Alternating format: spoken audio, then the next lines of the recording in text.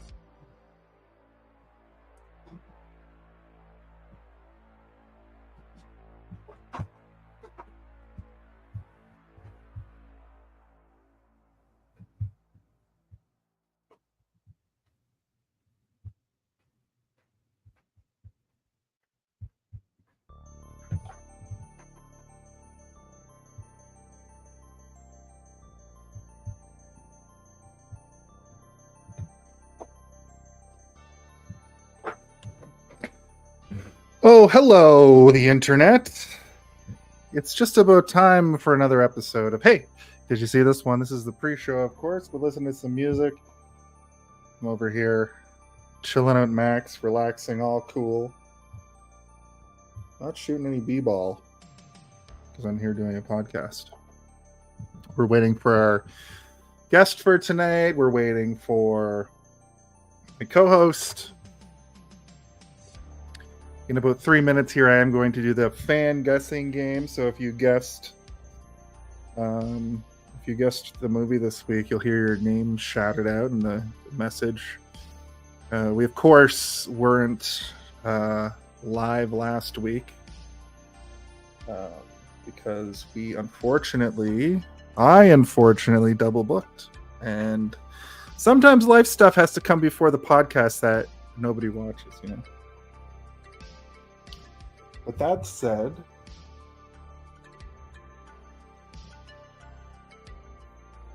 we are here. I am doing a show. We do have a few people filtering in already, which is great. So welcome.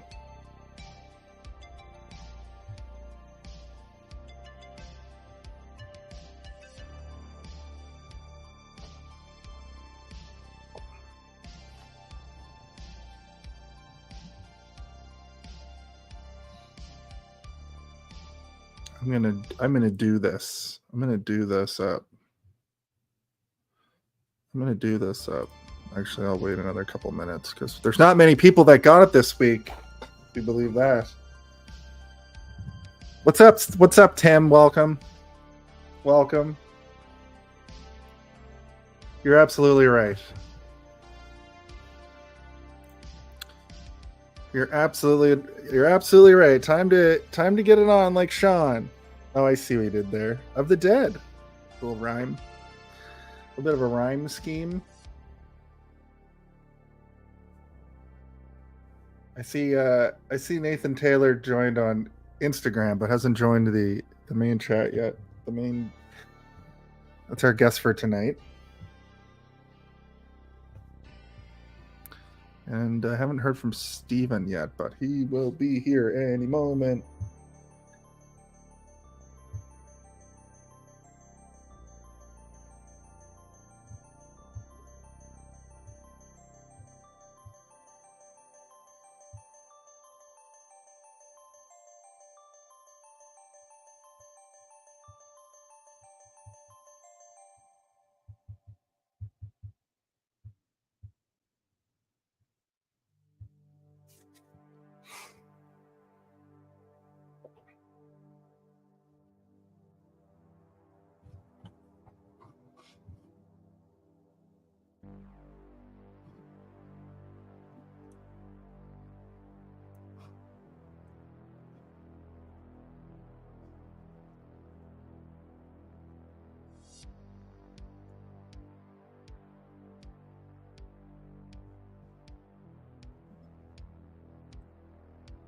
Shit. Didn't mean to do that. Fuck.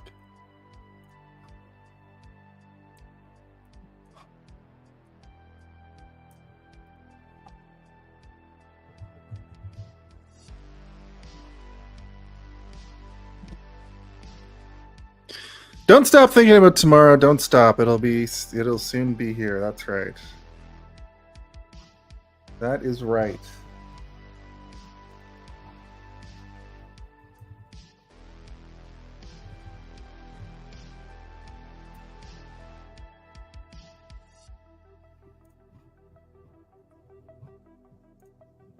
Hello, Steve. Hello. Do you want to just stop your camera there?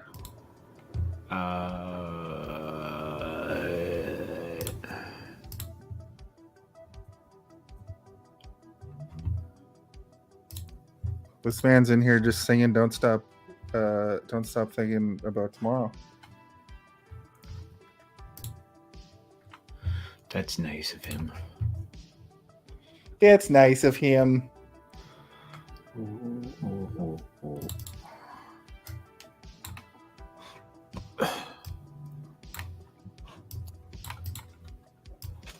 Fickety fackin', fickety frack.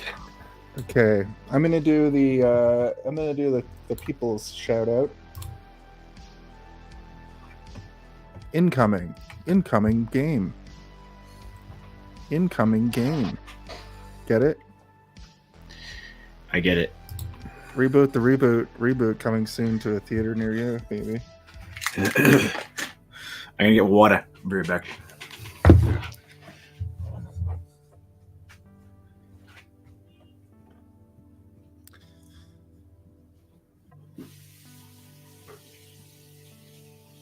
Let me try to send this email again. Maybe I'm stupid. Nathan. Boom. Nathan. Yeah, that's him.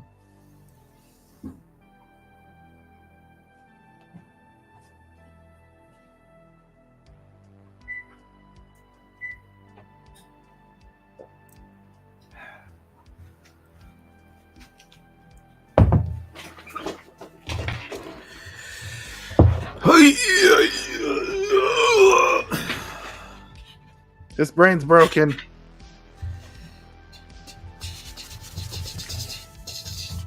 Oopsies, I forgot. Alphanumeric.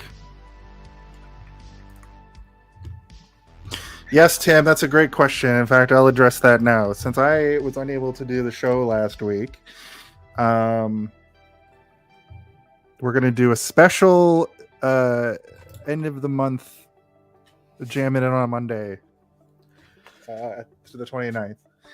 So stay tuned for that. I expect it to be quick and dirty. Get her done. And by quick and dirty, I mean we're going to still talk about it for 3 hours, as is tradition.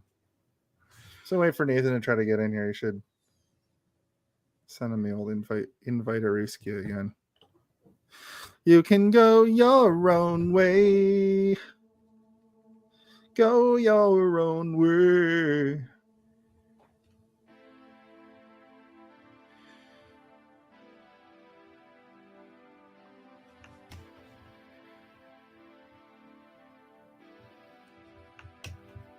Okay, he's coming in now.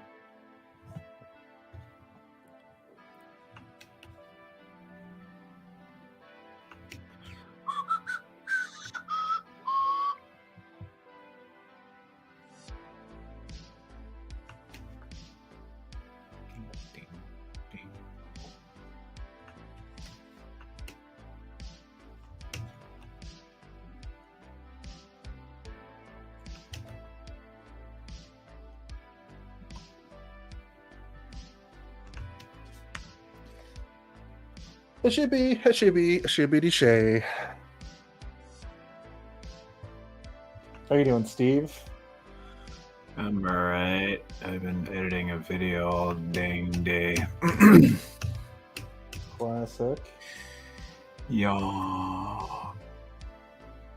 The editor for the Star Wars page is having some sort of family emergency. I'm not sure of the details, but they asked me if I could do one, and I said, sure, I'll try, but it's going to take a while, and this is probably going to be more expensive than what you're used to. Well, get paid. All right, he'll be in here soon. If he just miraculously appears, that's okay. This is the fan. This is, hey, can you guess that one? Congratulations! You have successfully guessed the correct answer, which is the answer you provided. Congratulations! That's right. It's me offline. Each and every week, what I do is I put up a little portion of the poster. This week, this was the portion of the poster that I put. And, sorry, I'm fiddling and fardling here. Music's a little loud. So yeah, it's pretty obvious that it is his cricket mallet. I had it on the other side of the poster originally on Monday, and nobody got it. But the following people got it correct this week. Nathan actually messaged me that he also posted this picture on his Instagram, and somebody called Lil Man Purse got it correct with no message. Also, a friend of mine, John Nolet, got it right with no message. Ouch, was that a ghost podcast? Got it again. Listen to Ouch, was that a ghost podcast? Wherever you get your podcast, they're basically a podcast about different ghost mythologies. Pretty cool.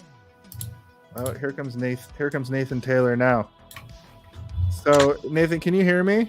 You gotta add him to the stage. I know. I'm gonna add him to the stage, but then he has to hit start camp, so he disappears. You can. Hello. Hello. Just hit the little start cam button at the bottom there. There you go. Oh. Welcome. I'm just reading out the. I just have to click it once. Oh, like that. Okay. Yeah, just because I'm doing this little beginning part. Ah, But welcome. Hello. Good to see you. It's been a minute. good to see you too, Jason. And Steve. all right, I got Hey. Steven's here as well. Two more here. Christian Canis got it again, friend of mine. He wanted me to plug TOTTOgraphs at TOTTOgraphs GRAPHS for cheap and affordable photography services. And then he was like, at this point, I just play for fun, really. And I'm like, yeah, that's what most people do. So. Yeah. And then finally, Davin of the United Federation of Podcasts, he got it correct again. And he wanted to give this movie a 10 out of 10. And then he wanted to shout out one of his podcasts, the X-Rated X-Men Animated Review Show, which is one of the Federation of United Federation of Podcasts flagship shows. And then his message for this week is, you'd have to know what a crumpet is to play cricket. Boom. Those are all the That's a Ninja Turtles reference. yes. Oh. Those are all the correct answers for this week. I thought it was from what is it from the first one? Yeah, remember when Casey Jones He's fighting Casey Jones. hits him with a cricket bat in the garbage can? Yeah. Oh. Raphael is saying a bunch of stuff, and he's like, "What is it? Cricket bat? We gonna crumpet, cricket." I just remember him saying crumpet and cricket over and over. Yeah. That's funny. So now we can all start cams again. So then when I take this down, we'll all appear after the intro video. So same as before there, Nate. Just hit start, or I guess it would be start cam at the bottom.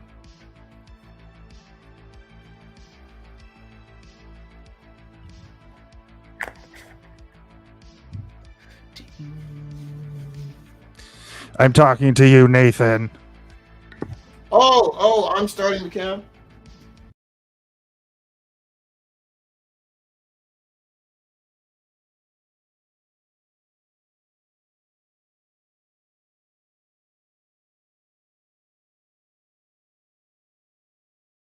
about the show? Is everything pretty straightforward for you? I don't think I have any questions. It seems straightforward. We're following the structure that you sent me. So we just do that, right? Yeah, that's right. Yeah, That's then let's correct end it. though.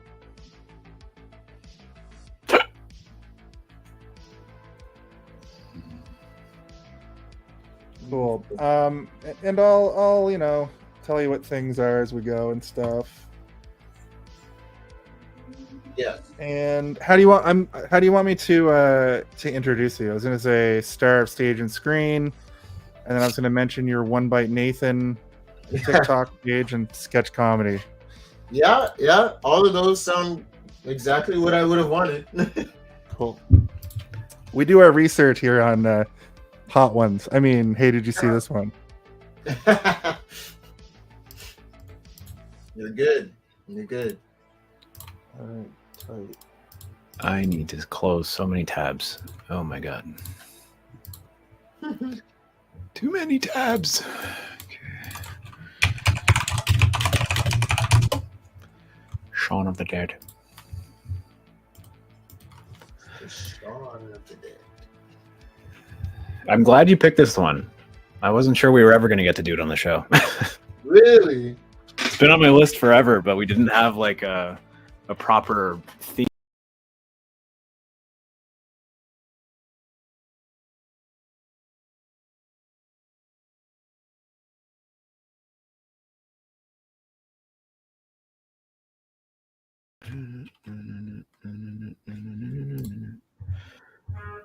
I don't know if we know what Orville's doing yet, do we, Jason? I can't remember.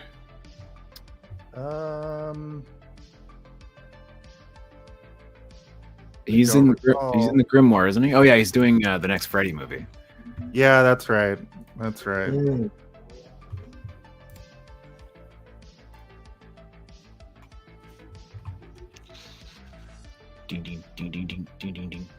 just making sure that we're stable here. It looks like we're like offline, but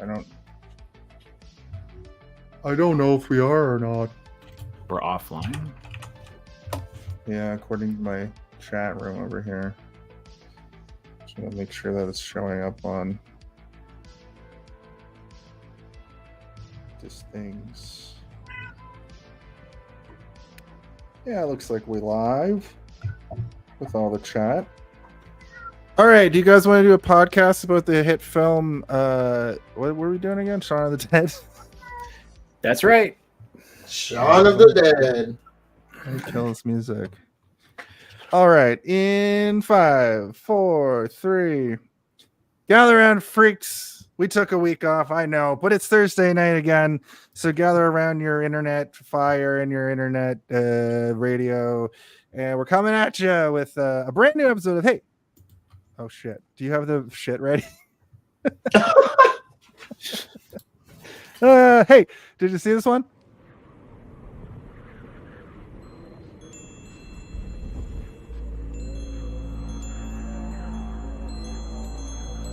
With its covers tightly sealed and nightmares lurking within, the ancient book stirs ominously, whispering of unspeakable horrors and twisted sacrifices that have plagued the brave souls who dared to peek inside.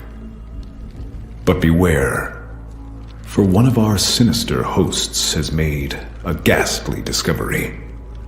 As the yellow pages were last turned, a malevolent truth unraveled. Pages are missing, each one leading to a dark realm far more terrifying than the tome itself. A place where madness reigns, monstrous abominations lurk, and mayhem consumes all who venture too deeply. This chilling revelation serves as a stark reminder that monsters manifest in a myriad of forms. And Hey, Did You See This One? Invites you to brave the darkest corners of mind, matter, and mystery in search of the Grimoire of Familiar Killers. Lost Pages.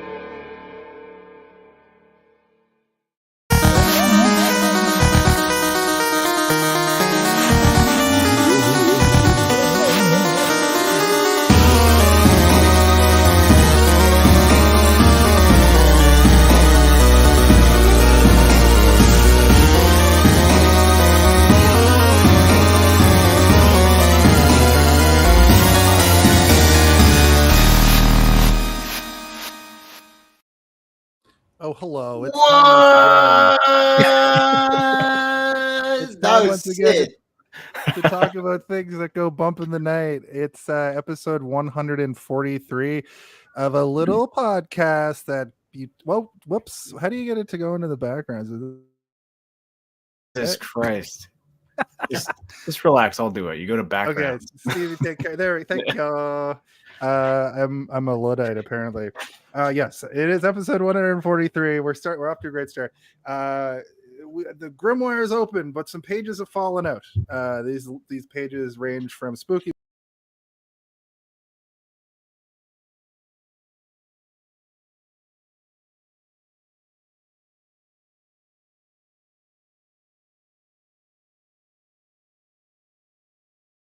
and really good suspension building and does everything that a horror movie should do. It just happens to be very funny at the same time. It had lots of great fart jokes and fart joke callbacks. Some might say it has something for everyone. It's true. It is, of course, Shaun of the Dead. I would like to introduce our guest for this week. Please welcome star of stage and screen. You may have seen him on TikTok for his One Bite Nathan sort of series and various sketch comedy bits and bops. That's what the kids say. I don't know what I'm talking about. Please welcome to the show for the first time, Nathan Taylor. Nathan Taylor, welcome. Welcome. Hey, hello. There we go. I love you. Random fan. They're all here for you, man. It's true. good to see you again, Nathan. It's been so long, too long, some would say. Yeah.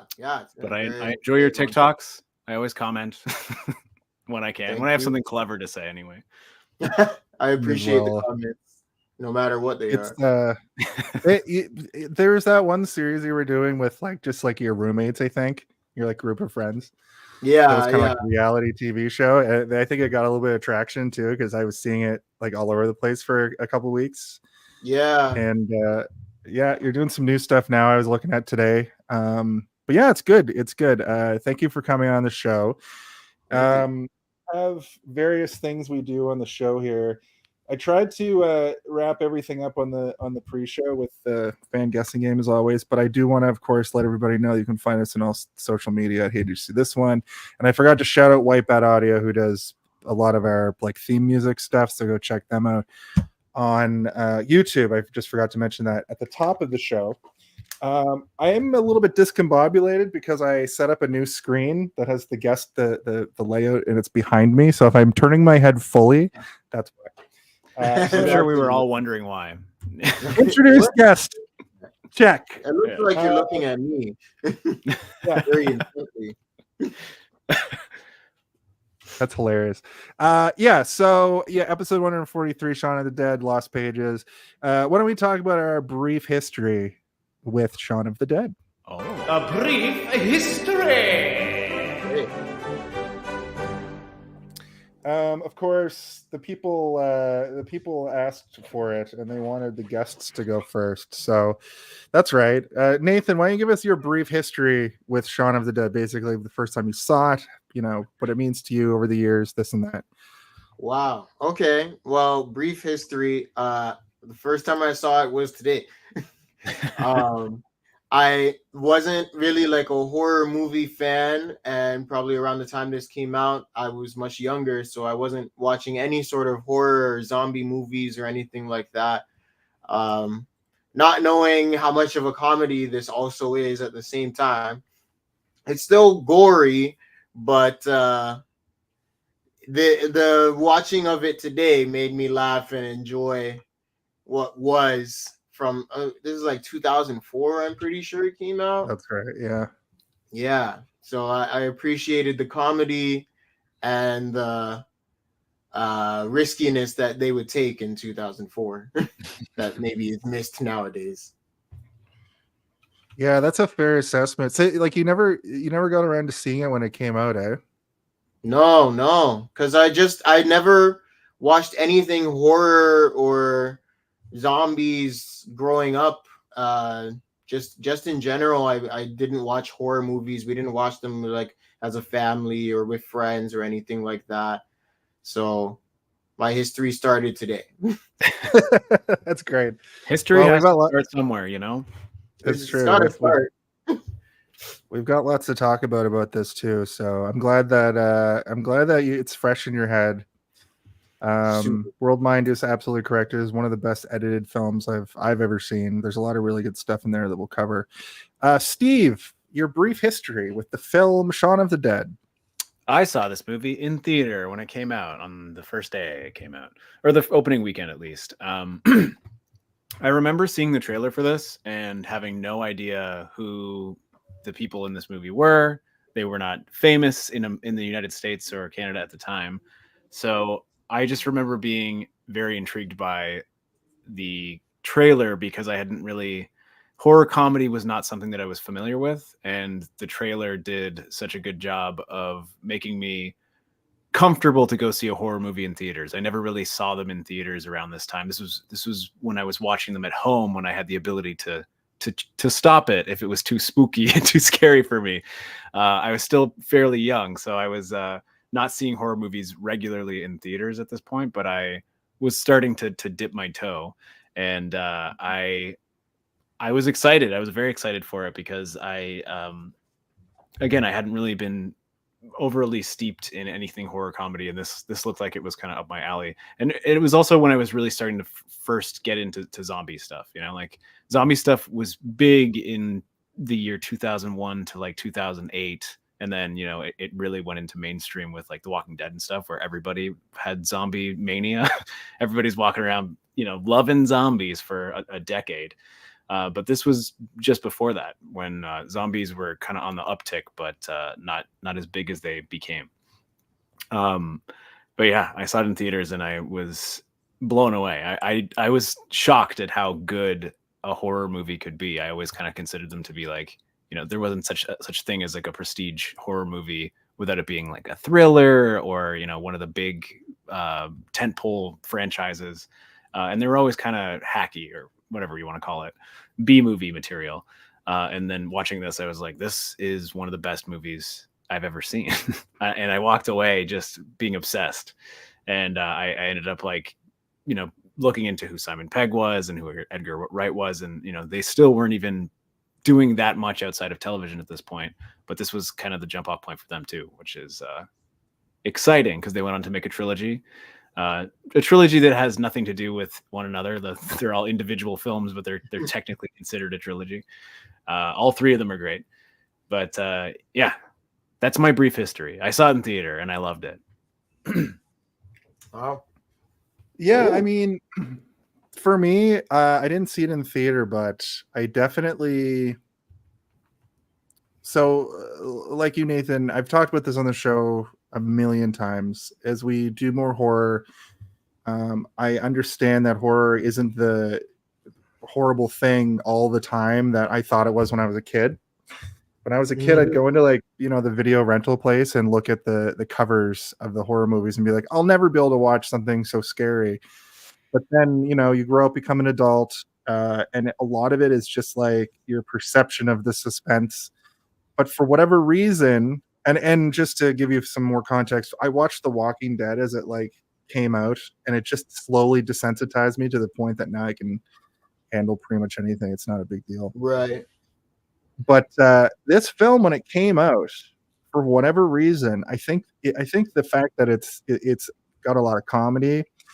I was able to watch it I think I saw it in 2005 for the first time, and I have seen it like a couple times over the years. But the thing that I really found interesting was watching it yesterday. It pretty much plays out exactly the way I remember it in my head, which is a testament to how well made the film is, because there's no like wasted motion, there's no like, oh, I don't even remember this part, because you don't tune anything. Right.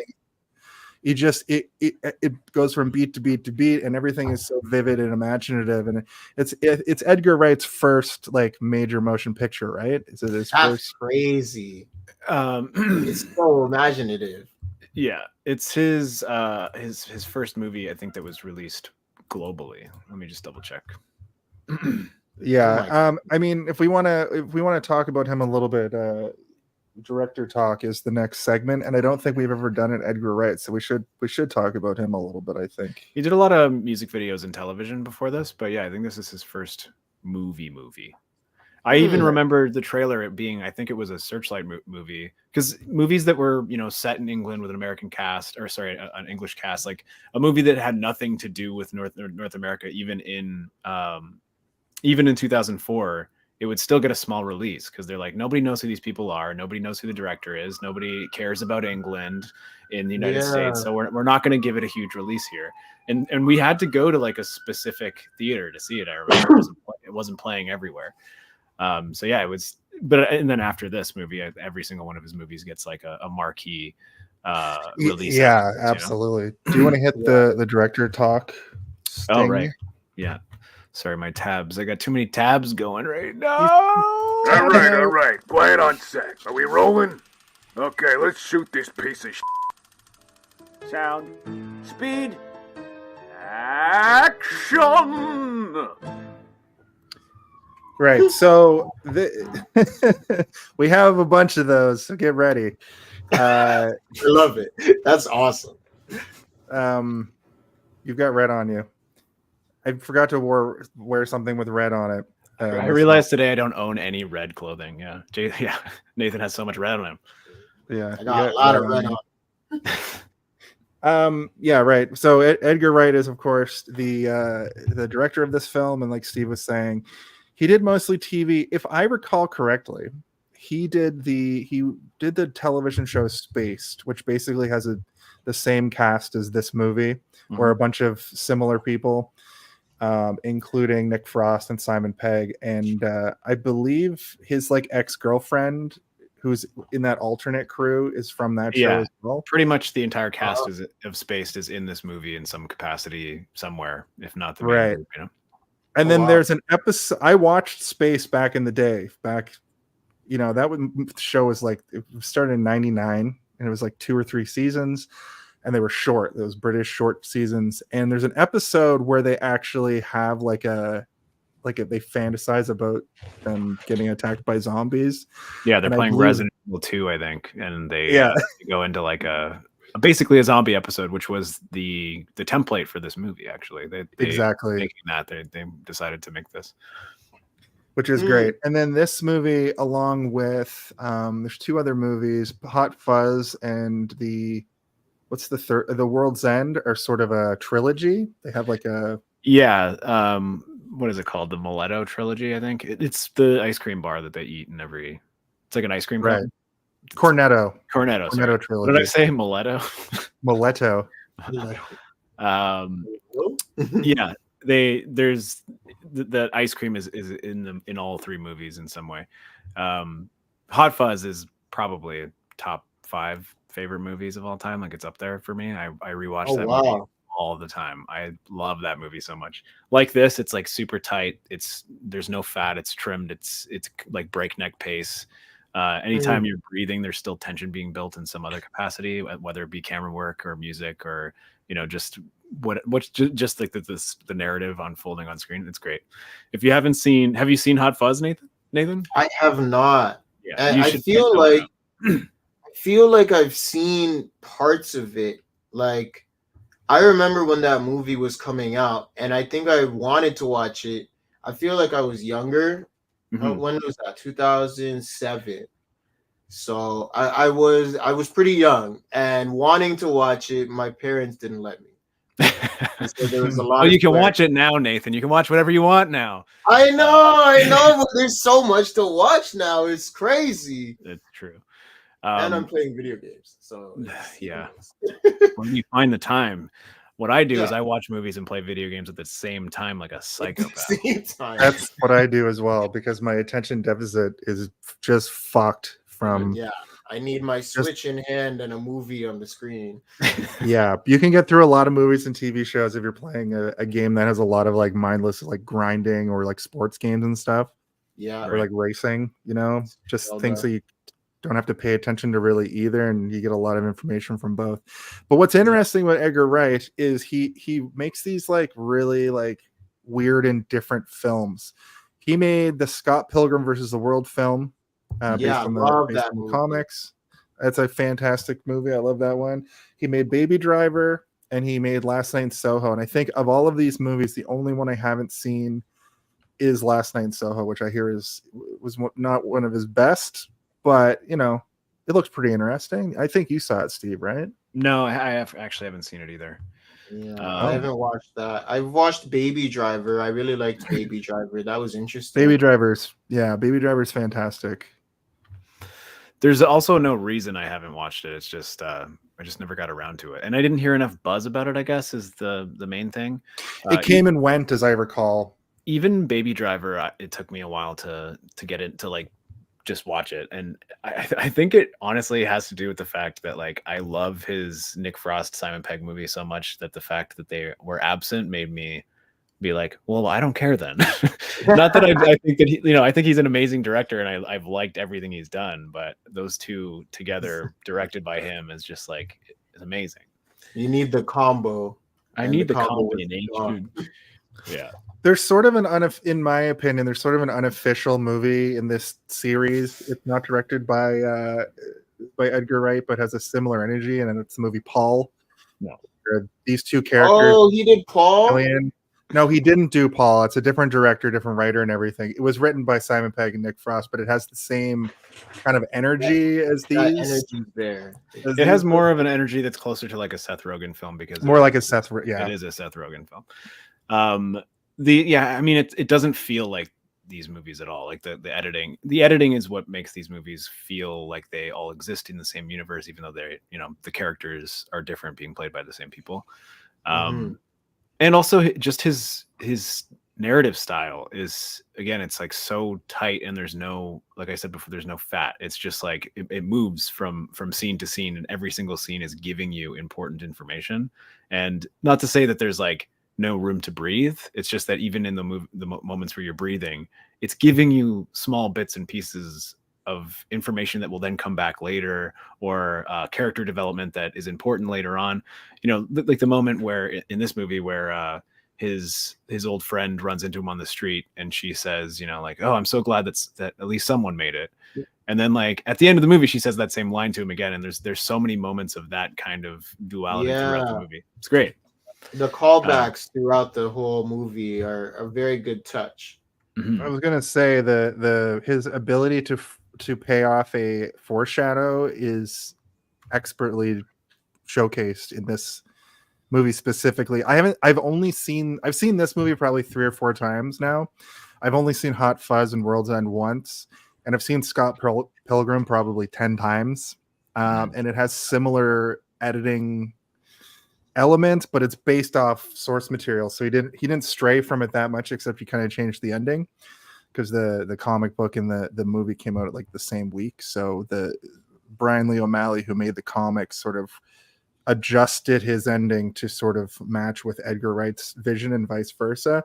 But this is like the beginning of his style. This is sort of like those smash cuts of them doing those like cuts to different things happening really fast, I think is in all of his films. I think he does that all the time. and you know, that's he didn't create that style, but he found a way to make it not feel like he was biting off of someone's, because like I've heard a lot of criticisms of Edgar Wright being like, you know, oh, he edits like David Fincher when David Fincher's trying to do something like this, except he does it in every movie. And I'm like, you know, that's not a bad thing, because it doesn't feel like you're watching a David Fincher movie when you're watching an Edgar Wright movie. It feels like you're watching an Edgar Wright movie. And he was able to forge his own identity using tricks of the trade that were perfected by others, but he found another way to use it in a way that is, you know, like you were saying, extremely imaginative and creative. And his movies do feel like they exist almost in a fantasy world, even though they're grounded in reality. You know, like everything is so heavily scripted and clever. You know, that's the other thing, is like everything is clever all the time. And to the point that it feels unrealistic, but it's charming and fun. Yeah. I really liked that element watching it. It was like the editing and all of the sounds. I really appreciated the audio that went with all of the editing, because it's like it elevated each little moment that didn't need to be elevated the way it does, but because of how it's shot and how it sounds and the colors to it, it makes it like a bigger moment for no reason.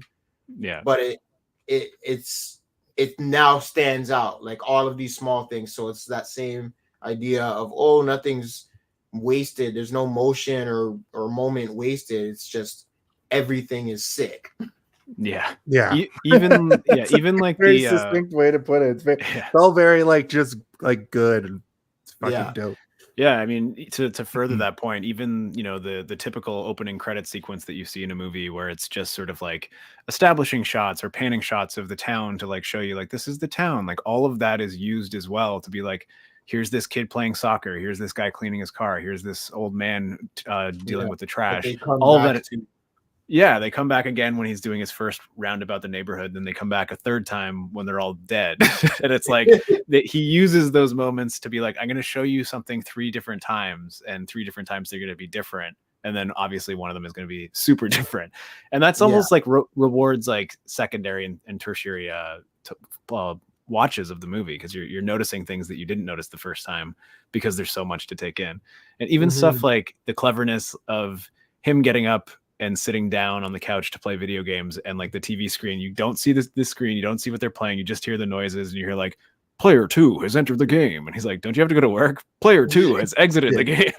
Like, sit down for literally 2 seconds. We can probably just start talking about the body of the episode now. The body of the episode? The body of the episode. This is body of the episode. It's Nathan, 143 episodes in, we've kind of gone back and forth on, should we just talk about the movie freely? Sometimes it doesn't work that well. Should we talk about every little beat for beat meticulously through the film?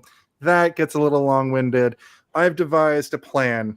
The new plan now is I ask AI to write out the main points of the film, so there's not too much. I have my own notes as well. I know, but you explain it every fucking week. We don't need you to explain it. Just listen, I'm explaining it.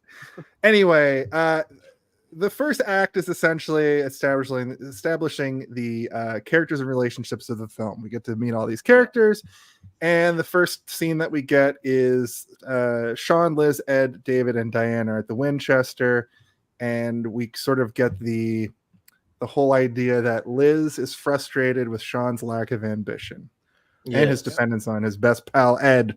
I mean, I could probably give you like a 2-sentence synopsis of the movie really quickly, if you want. Shaun of the Dead is a movie about a man who is feeling lost in his life. He's a little bit aloof, and he doesn't focus on the small details. He's having trouble with his parents, his stepdad and his mom, and his girlfriend, who breaks up with him throughout the course of the movie because of these things, his inability to focus and commit to her appropriately. She's also annoyed that they go to the Winchester all the time, which is his favorite pub, with his best friend, who nobody really likes because he's kind of leech on his life, as they say.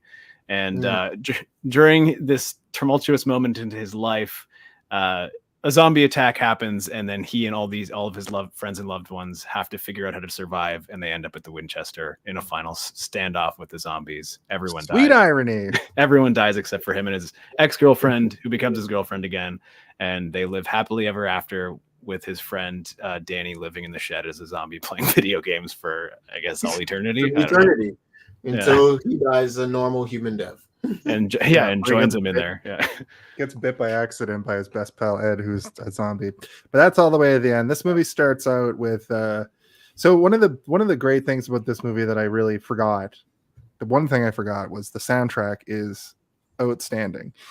There's lots of little bits that like music you hear in the background. There's a big fight scene to Queen. You know, they got 2 Queen songs for this movie, which I thought was pretty crazy for being like a first big movie for a director like this. The story goes is that he was having trouble getting Don't Stop Me Now, and he eventually showed them that scene cut together with the music, that they were like, oh fuck yeah, you can have it.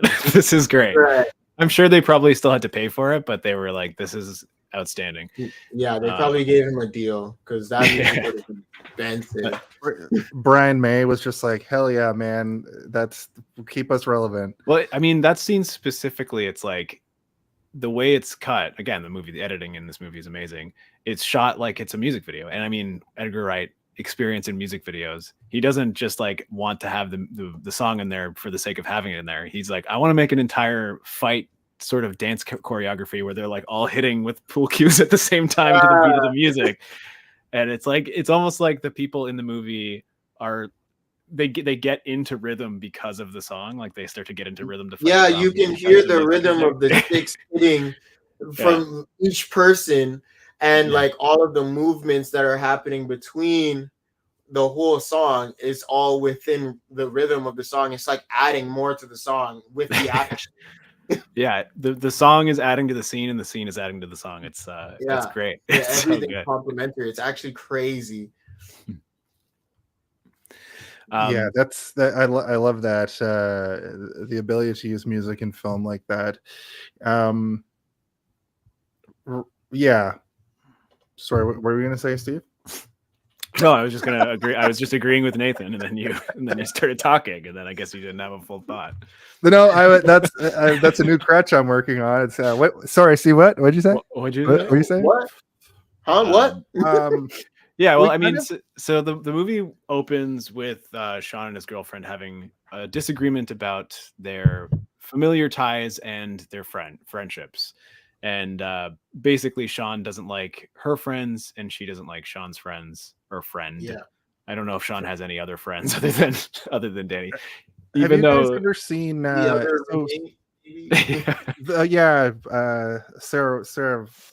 Peter Serafinowicz. Peter Sarah, yeah. Pete. Yeah, he likes him. But Dylan Moran had a show around this time called Black Books. Have you seen that TV show? It's about this curmudgeonly bookstore owner that has the same kind of energy as the TV show The IT Crowd, which is also another classic British like sitcom about IT professionals. Yeah, it's a good show, but the thing is like Dylan Moran's, he's a stand-up comic, and he's the Irish guy? He's the Irish guy, yeah. Okay, yeah. Oh, I know the show you're talking about. Yeah, I haven't watched it. Like I've seen clips of it, but I haven't watched it yet. It was like it was a big deal for me, like in this era, and then I watched it through like twice, and I have to point out that British sitcoms and TV shows of this era were always 6 episodes. Like the British Office is like 12 episodes. 16 episodes total or something in a like a special, and that's what they used to do. They do 6 episodes, a Christmas special, and then like a finale season. And absolutely, yeah, this is correct. This is the style of comedy, just deadpan sarcasm. Chef's I forgot fingers. The cast calls it Chef Fingers, and it's so much better than Chef's It gets me every time. Chef's Fingers. I'm not sure if she doesn't know that it's chef's kiss, but chef's fingers is much No, better. I heard the tale of why it's chef's fingers, and it's pretty funny. We'll get her to tell the story the next time she's on. But the thing that I really liked that brand of comedy. So I'm seeing that show, Black Books. I'm seeing Spaced, which is what this movie's sort of based off of, that sitcom, and the original British Office, all at the same time sort of exist in this realm of new British comedy. So the fact that they made a movie that sort of captures that, you can also see in this film, Martin Freeman is in it, from The Office, and that one guy from Little Britain is Ed's counterpart when they're crossing each other. The guy that plays the Tweedledee and Tweedledum in the Johnny Depp Alice in Wonderland. Yeah, they all worked together previous to this. Like they're all around the same age, and a bunch of them are in the other movies as well, right? Like Martin Freeman is in Hot Fuzz for a scene. He's also one of the main-ish characters in The World's End. And then he does sort of the Kevin Smith thing where his movies are different and they tell a different story, but they feel like they take place in the same world. And then he uses all the same actors to play different people because he just enjoys working with them. And he knows like, oh, this character would be perfect for Bill Nighy, because Bill Nighy is like a old British man who's kind of scary, even though when you see him in interviews, he seems like the nicest man on the planet. Davy Jones himself, guys. That's Sean's dad. It's Davy Jones. From Pirates of the Caribbean fame. Of course. Wow. I didn't realize that. Yeah. Huh. He's like the police chief in the second movie, and I haven't seen The World's End enough. I think I saw it twice. I saw it in theaters, and then I saw it once again when I was like hungover one day, so none of the information really stuck. But I've seen Shaun of the Dead a million times, and I've seen Hot Fuzz a million times. And Peter Serafinowicz in this film is very like serious, but when he does stand-up comedy and sketch and stuff, he's like the goofiest, silliest. He's got versatility weirdest, comedically, man. yeah. Like, he was Darth Maul. He played Darth Maul in episode 1. He does the voice of Darth Maul. So like he's got range when it comes to the things that he can do. But like, have you ever seen him do like the Quentin Tarantino impression, or the what is the one where he's I saw him on like 8 out of 10 Cats Does Countdown or whatever it's called. Those British panel shows where they basically like put a bunch of comedians onto like a game show or whatever. And like Jimmy Carr goes up and he's introducing everybody, and then he introduces Peter Serafinowicz, and he's like, "So Peter, what have you been up to lately?" And then he just goes like, "Well, Jimmy, to be completely honest, I don't think that's any of your business." Like he just basically like shuts him down because there's like this buildup of anticipation, like he's gonna say something interesting. But that's kind of the character he's playing in this, right? Is this like heavy weighted professional who's like got almost no sense of humor whatsoever and no levity. But you can tell that he used to be fun, like he's a guy who's no longer fun. He became serious. A lot of people may know him for this sketch. This is Kitchen is so hard to clean. If only there was an easier way. Hi, I'm Derek Bum. Say goodbye to Bailey stains and dirty surfaces with new Kitchen Gun. This sink is filthy, but just 3 shots from Kitchen Gun, and it sparkles like new. Look how it cleans this greasy hob. Goodbye, dirt. Grubby tiles. I love you, Kitchen Gun. Rusty taps. Oh my gosh. You can even use it on the washing up. There, all clean again. New kitchen gun, now with laser sight and night vision for after dark cleaning. So that's like what I know him from originally. He does this really good. There's like this like acting masterclass done by Michael Caine, where Michael Caine's like, "All right, so I'm going to teach you how about acting," and like he's doing all this stuff. But then Peter Serafinowicz does like a riff on it, where he's wearing the same clothes that he's wearing in that, and he's like, "You see, if I hold a sausage up to the camera lens, it looks like I'm smoking a cigar. Like it shows the lens, it's like a real cigar." He's like, if you put this, he's like, because like cigars don't look like cigars on camera, so you have to use sausages. Anyway. I recommend looking that one up too. Interesting. Yeah, great. yeah. So as far as this movie goes, yeah, these two guys are kind of like losers. Pete is his name in the movie. He's kind of freaking out because they're basically going nowhere in life, and we're introduced to Shaun's like place of work, which is he works at like a refrigerator. Yeah, it's like an appliance store shop. or whatever. It's a real like Simpsons position, like just such a weird specific job that I don't think I've ever met anybody who has that job in real life. Like, what do you do? I sell refrigerators. Like, what? Yeah. That's a job? You live off of that? I mean, how? And through all of this, as we mentioned earlier, we're getting little things like Simon Pegg will walk and we'll get like it'll zoom up from his feet and it'll sound like he's making zombie noises, but he's just yawning. Yeah. He says, "You're dead," to the next time I see you, you're dead, to the little kid, which is true, Yeah. Because the kid kicks the football. Yeah. He And one of my all the time. yeah. That made me clumsy. upset in the movie. I'm like, why does he keep tripping over things? Like, what is he tripping on? Hey man, He went through the don't make same fun of people who sequence trip on and tripped things. on everything at the same time. I find it endearing. I trip a lot, Nathan. I trip on stuff. Oh, I don't trip. I don't get it. I'm like, why am I falling at any point in time? I I'm trip a lot. unbalanced. That's for sure. I fall also- on myself just by standing, but I get my stuff stuck on doorknobs and stuff too. Like I'll walk directly into a doorknob. I'm one of those people. My lanyard always gets caught on doorknobs.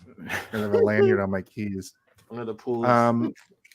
One of my favorite things that this movie does is when he first walks to work for the first time, we get a redo of that right at the beginning of like the second act, I guess it would be, because it's like he's so hungover. We'll get to why all of that happens, but I just like these parallels. And in this opening bit, we actually see some people doing some sort of synchronized walk. I'm not really sure what it is. I think it's just meant to, they're maybe exercising or going for a walk together. It's also just like visual storytelling. It's meant to be like people are zombies already. Like they do everything. They're sheep at the and beginning.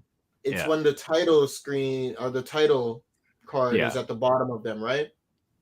Yeah, and there's a lot of like shots of conformity and like people being drone-like and having the same sort of routines every day, and the movie's basically being like, we're already zombies, guys. Like, Exactly. True. Yeah. Yeah. That And was then- a great visual. Something I missed probably the first time I ever watched it is they actually explain exactly where the virus comes from. As he's walking by like a radio news program, they say an asteroid has broken up in the atmosphere and plummeted down to Earth, and now people are getting a strange illness. It's been sweeping. I think they give you like 4 different things. Like, Oh, really? There's a Really? bunch. That's just one of them. There's like a bunch There's of like other little ones too. hints Yeah. around. So it's like they give you enough information to confuse you, because you're like, wait, is it mad cow disease or is it the space asteroid? And like they don't really ever make it totally clear. So it's like it could be several pick- different things. Yeah. Pick whatever you want Pick too. whatever You know you what I want. mean? Like, Which I think whatever is you- a all good. the zombie tropes at once. Yeah. yeah. And it's But don't say also- zombie. Yeah, But- but it's also like the movie's also being like, it doesn't matter why the zombies are here, guys. Like we can give you a reason, but you're never going to be satisfied. So here, pick one of these 5 and you can pick the one you like, and we'll just tell the story, because that's what the movie is about, is the story of the people surviving, right? Yeah. It's COVID. Flash. It's COVID. It's It was just COVID all COVID. along. Yeah. You guys was a great sorry. Yeah. There's a lot going on. I do a lot of things as the producer, man. The masterclass foreshadow is you got red on you, because Shaun probably takes the most cumulative battle damage through the movie. Keeps getting blood splattered on it, but it starts with him putting a pen in his pocket and it exploding as he's trying to do all these things in his life, like book dinner for him and his girlfriend Liz, buy flowers for his mom, his stepfather is this, like you were saying, this like straight and narrow old man who's like, he talks like Davy Jones because he is. He is Davy. And this movie also it does a master class at non-scary jump scares, where a new scene will start by just like doing this. Yeah. And I found that through the movie, it builds this suspense where you're like, oh, you get ready for it. But then they do a thing where, like when he's in the basement in the Winchester towards the end, and it shows the zombies just kind of outside the window, or when it shows just shows the large swaths of zombies, and it's unsettling like a legit horror movie. And then they'll hit us with some levity, but it is a legit horror movie. This movie is scarier than some horror movies, Some True. movies that try really hard to be scary. This movie is more frightening. I like that with the you got red on you. He also always had a red article of clothing on, like throughout the movie. He had like a red tie in his work outfit. By the end of the movie, he's got like a red bandana on. Mm-hmm. Like there's always actually red on him. Yeah, he's literally red. That's also what. That's also kind of like a comic booky thing too, like it just looks cooler as well, like visually, like to match everything together. The girlfriend's like always in blue. His best friend's always in green. Yeah, it's like Power Rangers-y, like everybody's got the color palette is intentional. Yeah. What is it? The other girl, that's what's her name? Julie, something like that. Who? She's always in yellow. Yeah, there's the other woman. Yeah, Julia, I think her name is, or Julie or Julia. Julia, and David. David's in and green. There's a Diana or Diane. Diana? Is that her name? I can't remember. Hold on. Diane. I don't know why I can't remember. This cast is so big. Yeah, it's Diane. Diane, yeah. But yeah, color scheme was so intentional with like every clothing. Yeah, Lucy Davis, also from the British Office. She's like the fan character, and she's also in a million things now at this point. I'm just gonna grab some water. I'll be right back. I thought you were talking about the ex-girlfriend, whose name Yvonne. No, not her. No, she was part of the group. Yeah, that's Diane. Diane, yeah. Is she dating David, if I was correct? So what we learn late in the movie is that he had a crush on Liz. They keep referencing that he loves Liz throughout the movie, and then at the end we find out that when they were in college, he tried to go for Liz, and Liz and Diane were friends, and he sort of like pivoted to like get close, right? Yeah, he pivoted to the friend, and then, well, we see what happens. Yeah. He gets the worst death. He gets shredded. It's crazy. That one was fucked up. I was like, what the fuck? He's like getting grabbed, like, oh, okay, he's about to get bit and die and get like brought into the crowd. No, he's getting shredded from his intestines, and they're eating it mid-scream, and then all of his body parts pop off of him. Yeah, I thought that was goofy but funny. Yeah, that's the thing, is it's like it's horrifying, and then it becomes goofy after. You're like, oh, it's funny now. They cut back and his head is just being like moshed away. They have to feed the zombies in the back. That's like the classic sort of Romero zombie trope. It's the thing that young filmmakers making an amateur film learn how to do. First, I made a zombie movie when I was in my first year of film school, and we just like went and got a bunch of meat from the store and some fake blood, and like figured out a way to like put a t-shirt on a box and just have zombies rip out stuff. And yeah, you figure it out. And this is like the top tier version of that. Basically, let's get a bunch of pig guts. I would have seen this movie probably on a shitty old tube TV in 2004. I watched it in like blazing 4K on a big screen TV, and it was just everything looked so good. Like it pops so much Yeah, in 4K. in 4K, it was nice. Essentially at this point in the film, Sean messes up once again with Liz. She's feeling neglected. She breaks up with him, and it leads to Sean and Ed going to the Winchester Tavern. I thought it was hilarious that he doesn't get the reservation that he promised. And Ed's like, just take her to the Winchester. And he's like, they don't have food. And he's like, just get her a toasty. And I'm wondering how many times they've just gone to the Winchester for beer. And a toasty, I think, is beans on toast. I'm pretty sure. I thought it was like a meat pie, like a Jamaican patty. Oh, maybe it is a Jamaican patty. Well, these are all very, very British cuisine things.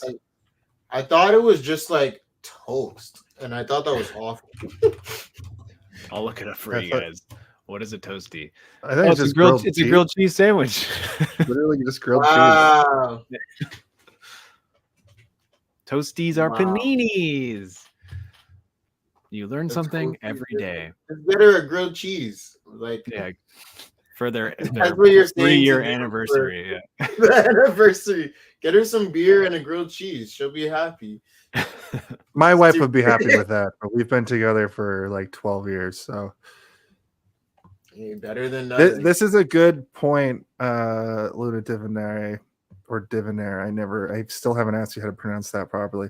But transition from comedy to horror makes the audience desensitized and see everything as funny. Tucker and Dale versus Evil is a great example of this as well. That is like a pretty gory horror movie that is funny. A person goes through a wood chipper in that movie in pretty graphic detail, and it's played for laughs. If you compare that to a person going through a wood chipper in Fargo, which is definitely not played for laughs and incredibly horrifying. Fargo's pretty funny though. Fargo is technically a dark comedy. That's true. Technically. That'd be a good movie to cover on this show. Just to spread awareness. Have you seen this one? Everybody simultaneously. Yes. Yeah. Hey, this is one of those where people are like, "Oh, you're doing Shaun of the Dead. That's awesome." Because a lot of people have seen this one. Yeah, I do like to call back to the soundtrack again when the Ed puts on Chicago, which is a great song. Did you notice that Edgar Wright's crying face acting is like crazy good? Simon Pegg? Yeah. What'd I say? Yes. You said Edgar Wright.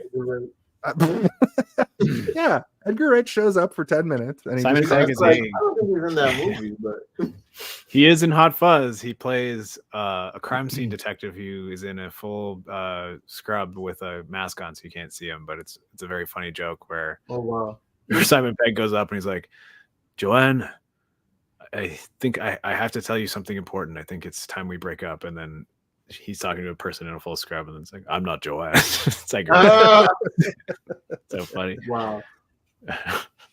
And then he turns, talks to her, and says the exact same line again. So fun.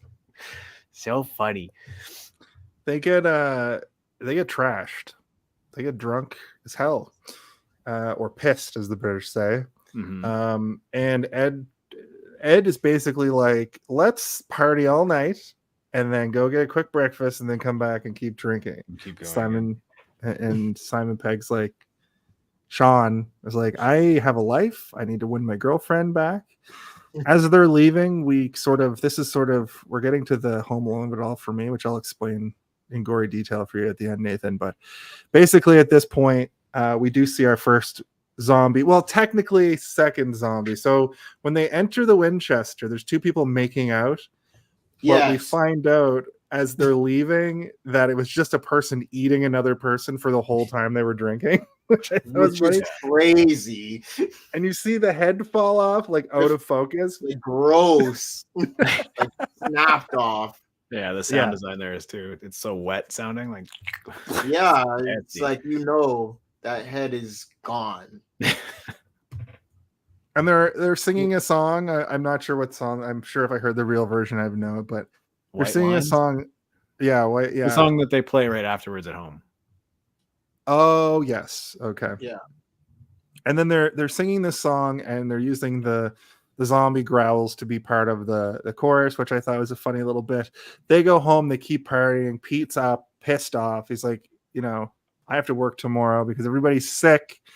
And they're like, but it's Sunday. And he's like, I don't give a shit. No, they say it's Saturday, and he's like, it's not fucking Saturday, it's fucking Sunday. He's so mad. And it's 4 a.m. Yeah. Yeah, he was mad. He actually said like some really mean shit to Shaun, like at that, yelling at him. And I thought that was really gonna like heavily weigh on him through the movie. And it was just like, oh no, he was sad for like the night because of that. And then he was also so drunk he might not remember it. he may not remember it. Yeah. He definitely goes to write down what he wants to do to change his life and just passes out in a chair, which is a great, like, that shot transition from him sitting in the chair in the night and then suddenly it's daytime. Like, I know that feeling. Last night, for instance, I wasn't drunk, but I couldn't sleep. And I finally fell asleep. And it was that, like, I couldn't sleep. And then it was the next morning, like, just like flash right to the next day. Yeah. Tim makes a good point here. He does see a guy look like he eats a pigeon earlier in the movie. That might have just been a crazy. Yeah, exactly. That just could have been a guy in Toronto. Like I feel like I've seen that before. Yeah, I've seen that before. Yeah, it's pretty much par for the course here in the six. What do we call it nowadays? Six. Yeah.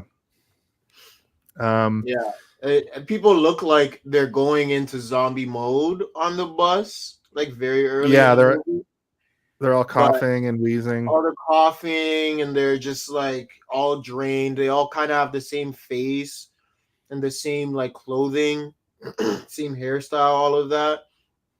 So I thought like, it was getting clear that these zombies are happening all around him. And like throughout the first beginning of the movie, it's like, there's trucks and he's seeing the news and they're talking about it, but he's kind of like avoiding it. Mm-hmm. And then in the second time when it's like, shit's going down, when it's all going down, that's when Liz breaks up with him. So all of it's like chaotic now, but he's now emotionally destroyed. So he's not paying attention to any of it.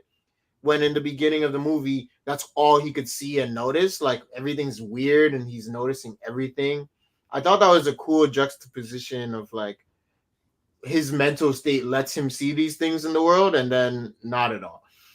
That's really good insight because literally he's too hungover to notice that there's zombies everywhere in this next segment. We're sort of into Act 2 now. Well, I think he's also heartbroken, which is real. Like if you're going through like an extreme heartbreak, like you're not focused. You can't focus on anything except for like this like sinking pain. And he's got both, right? He's got that plus a hangover. It's just like the hangover and heartbreak for sure. Which Edgar Wright does in this first bit in the morning. Some of the zombies are literally out of focus. Like when he goes into the convenience store, this is sort of Act 2 now. That was the act break where he wakes up. And when he goes to the convenience store, he does that same walk from the beginning. And he goes in the convenience store. He knows the convenience store owner well enough that he can just throw the money down on the table and be like, I'm taking the Cornetto and the Diet Coke. Diet Coke and Coke Zero, fantastic for hangovers, gotta say. But it's true. I love that, like that burn and that like bubbly and so when he's walking out, you can see the store owner like over his shoulder in the background. When he's walking through, the zombies are just sort of like, milling around. I really like what they do in this movie where there's not a lot at first, and by the time they're at the Winchester, it's full blown like there's so many zombies everywhere. Yeah. It's my favorite part of the movie when he's sauntering through the village to the corner store to get his his Diet Coke or whatever. and you're recognizing it as like an astute movie watcher. You're like, oh, this is the same shot. This is great. Mhm. And then now you're looking for the differences, right? You're like, okay, how can I remember what happened before? Is The there signs was a knocked guy watching, over. yeah, The there's a same guy car watching his like car. got a giant hole through the windshield. Yeah, there's He's still tripping on whatever he tripped on last time. a curb, I But, guess. like, Yeah, the garbage man isn't there anymore. It's like the cart is there, but he's not. yeah. The same people that he saw, they're either like sick or zombies. Maybe people are like on the ground.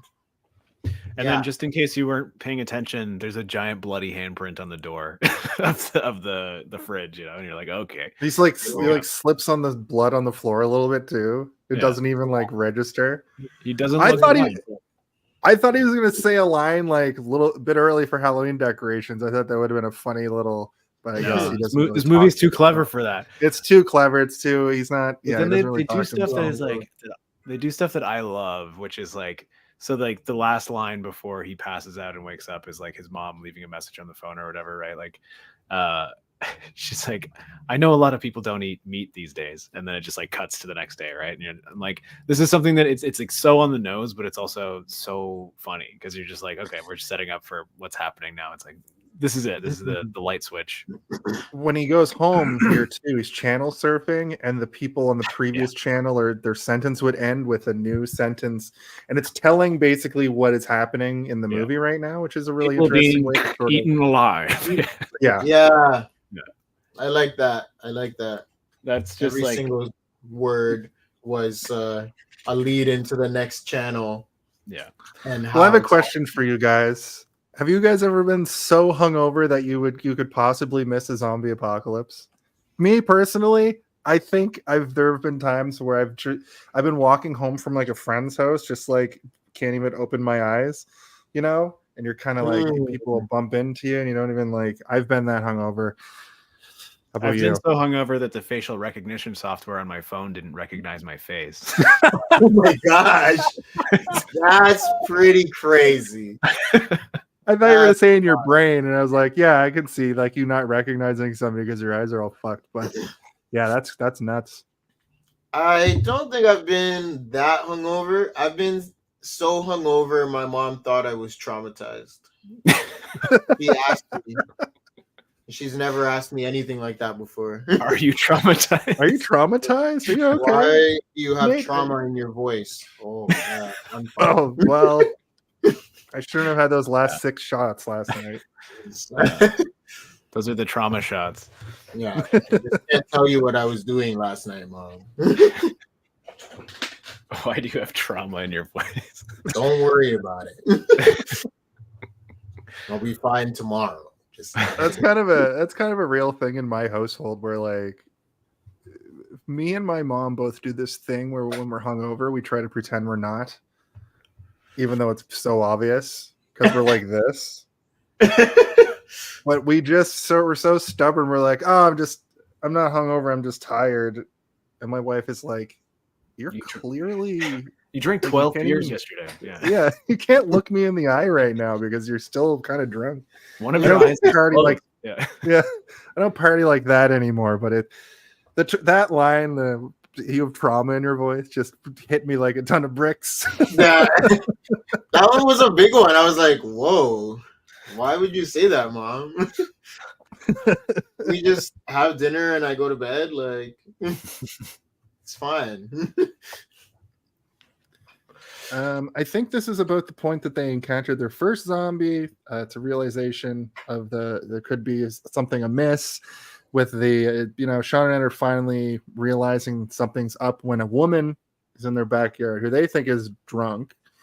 And then she attacks Shaun and he pushes her back and she falls on the bottom of some sort of stand. It looks like an umbrella stand, like one of those big umbrellas, something like that. But she falls right through it, and that was one, really gross. But two, I appreciated that they showed the whole thing of her getting up off of it to the hole that's through it, and like had just a millisecond of a shot at the end of that with like the whole seeing his face. Like, Yeah. I was like, that's sick. Which that's a sick shot. looked pretty good for this era. Steve, Yeah, I like forgot to ask you in the director talk portion, but do you have the numbers for this movie? How much it cost, how much it made? Because Yep. it doesn't seem like an overly expensive movie. No, it was $6 million, and it made What? yeah, which is not a lot. No. But it also looks better than that.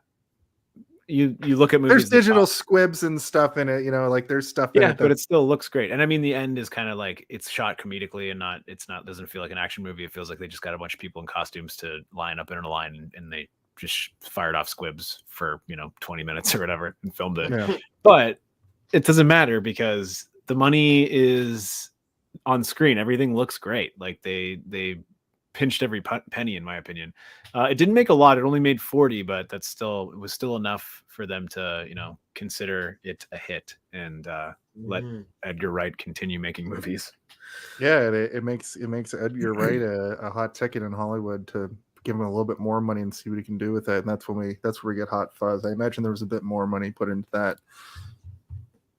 It's a pretty big yeah, there is. It felt like a grander story. Hot Fuzz? Yeah, a lot more like action-y segments. Yeah, it's his action movie. It's an action comedy. The characters talk about Bad Boys 2 like 25 times in the movie. Yeah. And then World's End is kind of like the sci-fi cornetto. Yeah. Fantasy.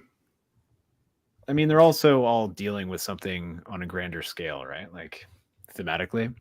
Mm-hmm. It's like they're important movies narratively and thematically dressed in genre clothing. Like this is a horror movie, the other one's a science fiction movie, and then there's the action movie, but they're all kind of they're telling pretty important tales about the characters within them that have nothing to do with solving a murder mystery or dealing with a zombie apocalypse. And they do my favorite thing in film, and that's genre bend. That's my favorite movies are always going to be the ones where they combine two different genres or three or more and just sort of create a new thing. This is one of the first like modern horror comedies that I can think of. There aren't a lot of horror comedies from like this early 2000s era. Maybe you can think of some others. Me? I don't know. You're the resident. How about you, Nathan? Sorry, I'll stop picking on Steven. I'm terrible at it. I don't watch any horror comedy movies. I don't watch horror movies, so I won't have the choices for you. That's fair. I mean, how about you, chat? there's plenty of horror comedy that exists. But I mean, I'm not a list monkey, Jason. If I have them in my head, I'll say them out loud. Okay, sorry. Does Jennifer's Body count as a horror comedy? Absolutely, it does. Technically, yeah, I think so. That's what comes to me. Yeah, we actually were going to do that one last month, but we didn't. So maybe we'll save it for later. Next year. Yeah, there's like what's that movie with Meryl Streep and Bruce Willis? That one's good, but that was years earlier. Anyway, I don't know. Well, I can't. Then they're not coming to me right now. Yeah, I know that's weird. They're not really just Tucker and Dale because Luna Divinari mentioned it. So they battle. Oh, Ash versus Evil Dead. There we go. That's a TV show, but fair enough. All of the Evil Dead movies are a little bit horror comedy, especially the one where he goes to Hell World, the medieval one. The Army of Darkness. The Army of Darkness, yes. I don't know. I thought you meant like Hell this era. I can name other ones outside of it, but yeah, that's true. The Army of Darkness is good. Very, very goofy. And stop motion zombies, skeletons. Very funny. They battle this zombie in the backyard. Another zombie comes in to sort of solidify because this woman still looks pretty human. The next zombie they see is like a big fat kind of bloater zombie with his face all Well, I think he's just a fat guy. I don't think he's. That's like a bloated. zombie archetype, though. It's you know what I mean? Yeah. And they throw records at them. The Batman soundtrack. I remember that was in the trailer, and I was like, "This movie's gonna be great." They're like going through the record collection, like, no, like that's a first run, that's a first print. Yeah. Okay, we can get rid of this. That feels very much like that was in the first draft of the script. You know, they're like, "This is such a good joke, we have to do it somehow," because it does feel kind of like slapped in there, and it doesn't really kind of match up with the comedy and pacing of everything else, but it's still funny enough that I think it works. Like, it's goofy. I like it. Have to be there. Yeah. I like it a lot when movies give you the rules of the thing that they're fighting, and the news broadcaster literally says, if you encounter any of these horrible flu monsters, destroy the brain or sever the head. And I forget, that's one thing I forgot about, that the newscaster, and at the end of the movie, he's like, the newscaster's like, I can't believe it. You know, I had to go on national television and tell people to decapitate and destroy brains. And people did. And people did. I found it seems really like they're funny at the end of the movie there that the zombies just got integrated into life. Yeah. Like now we have a game show, Fun Dead. It's like someone they had like a Maury or Oprah type of thing where someone's married to the You go to zombie. bed with it. Yeah.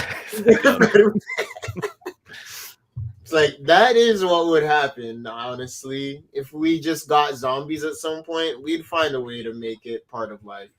Yeah. People would capitalize on it somehow. They'd be like, how can we make money off of these corpses? We need money.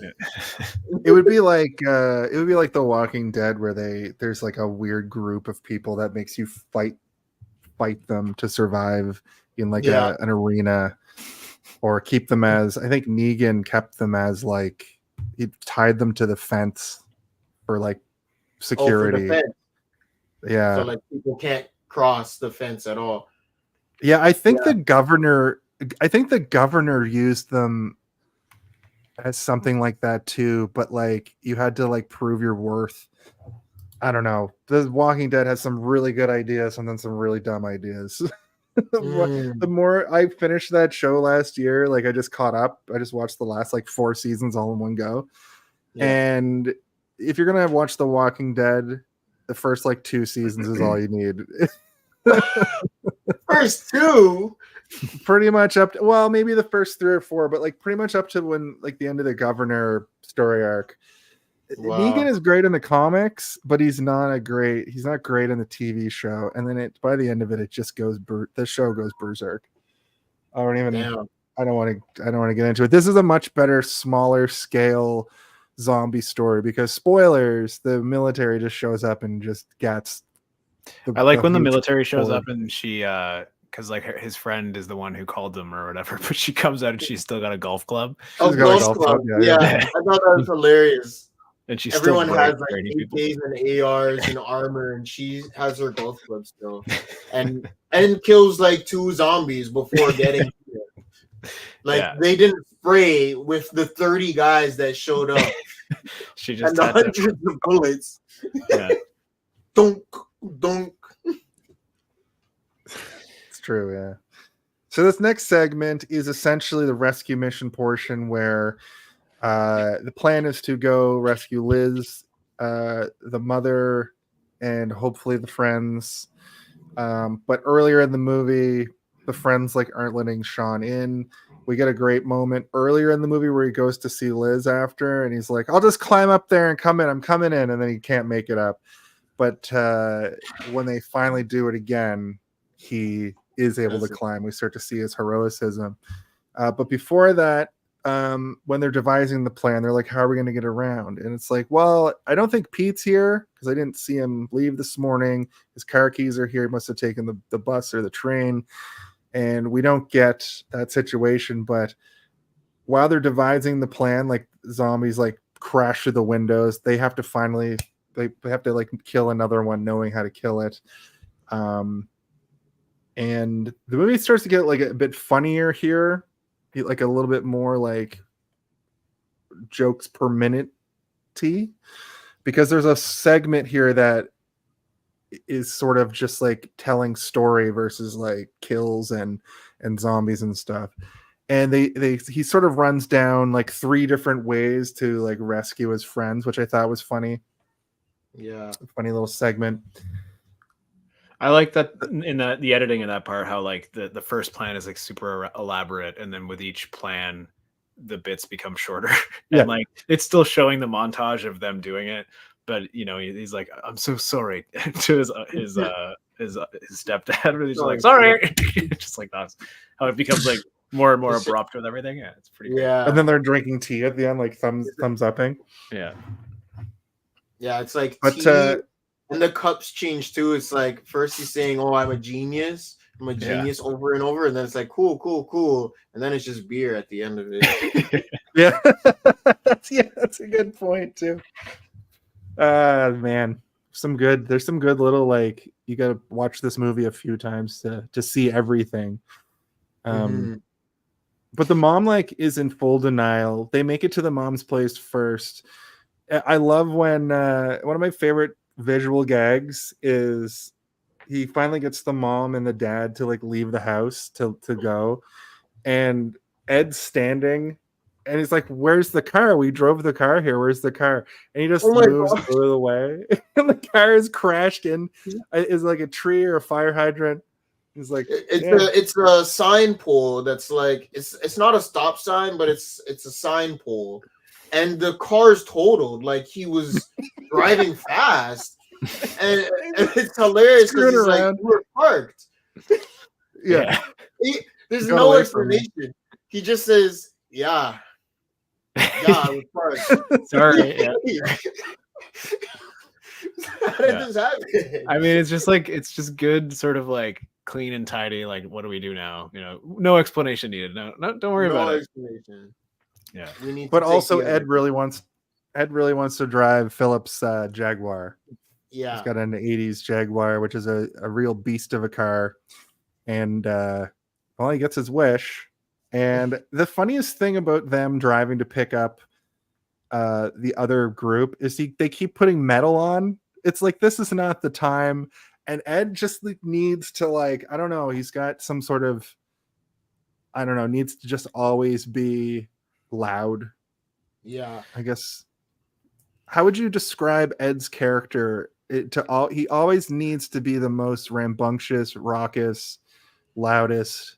I think it's almost like he's covering up for something. Like he is a different person than what he portrays, and he's constantly trying to portray something.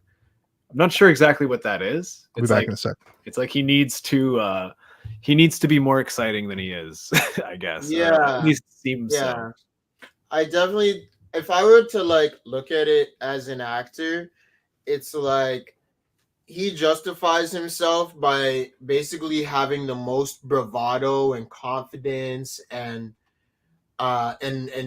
assuredness of anything that he's going to do, because he knows that that he's not really doing shit all. Like he's got no other ambitions, so he's just choosing to be confident and bravado all the time. But there's nothing else he's doing. Like he's a douche the entire time, basically. Like he's on his phone while they're like walking, trying to get to safety. He's texting people, making sounds.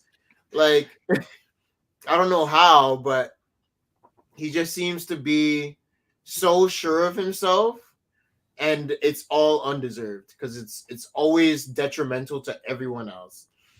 Right. So he's literally like a leech to everybody around him. And I guess, there are some people where it's like, it's fine to not contribute, but if you're going to be making a big deal about it all the time, or like, you know, my contribution is playing loud music. It's like, no, that's not a contribution, buddy. It's not a contribution. Like he's not contributing things that are useful or helpful in any sort of way most of the time. That's why, like, when he says, "Oh, the gun is a real gun," that's why he gets to be like, "Ha, I told you." Like I knew it was a gun. The but one dogs thing that don't look up. Or They do. Like dogs look up. Like that's a terrible thing to think. I wrote a note in my notes here at this point in the movie where I said, "Can dogs look up?" I was going to ask you guys if Yeah. I've never heard that before. I'm pretty sure dogs can look up. They They can. can. I was They very can. upset because I thought about it. I was like, can dogs look up? Of course they can. Of course they do this. So back when Shaun first gets broken up with, they go to the Winchester to have a drink in that drinking sequence, and we get to learn about Ed's ability to do a perfect ape impression, which is pretty funny. We only get to see like the once, but he also is telling stories. He's like, people that come here all the time, they're rich people, they lead rich lives. Points out the guys, like that guy's always got women around him. He looks like a stereotypical like gigolo kind of douchebag. And it's like he killed his first wife and now he spends his days here. He's rich.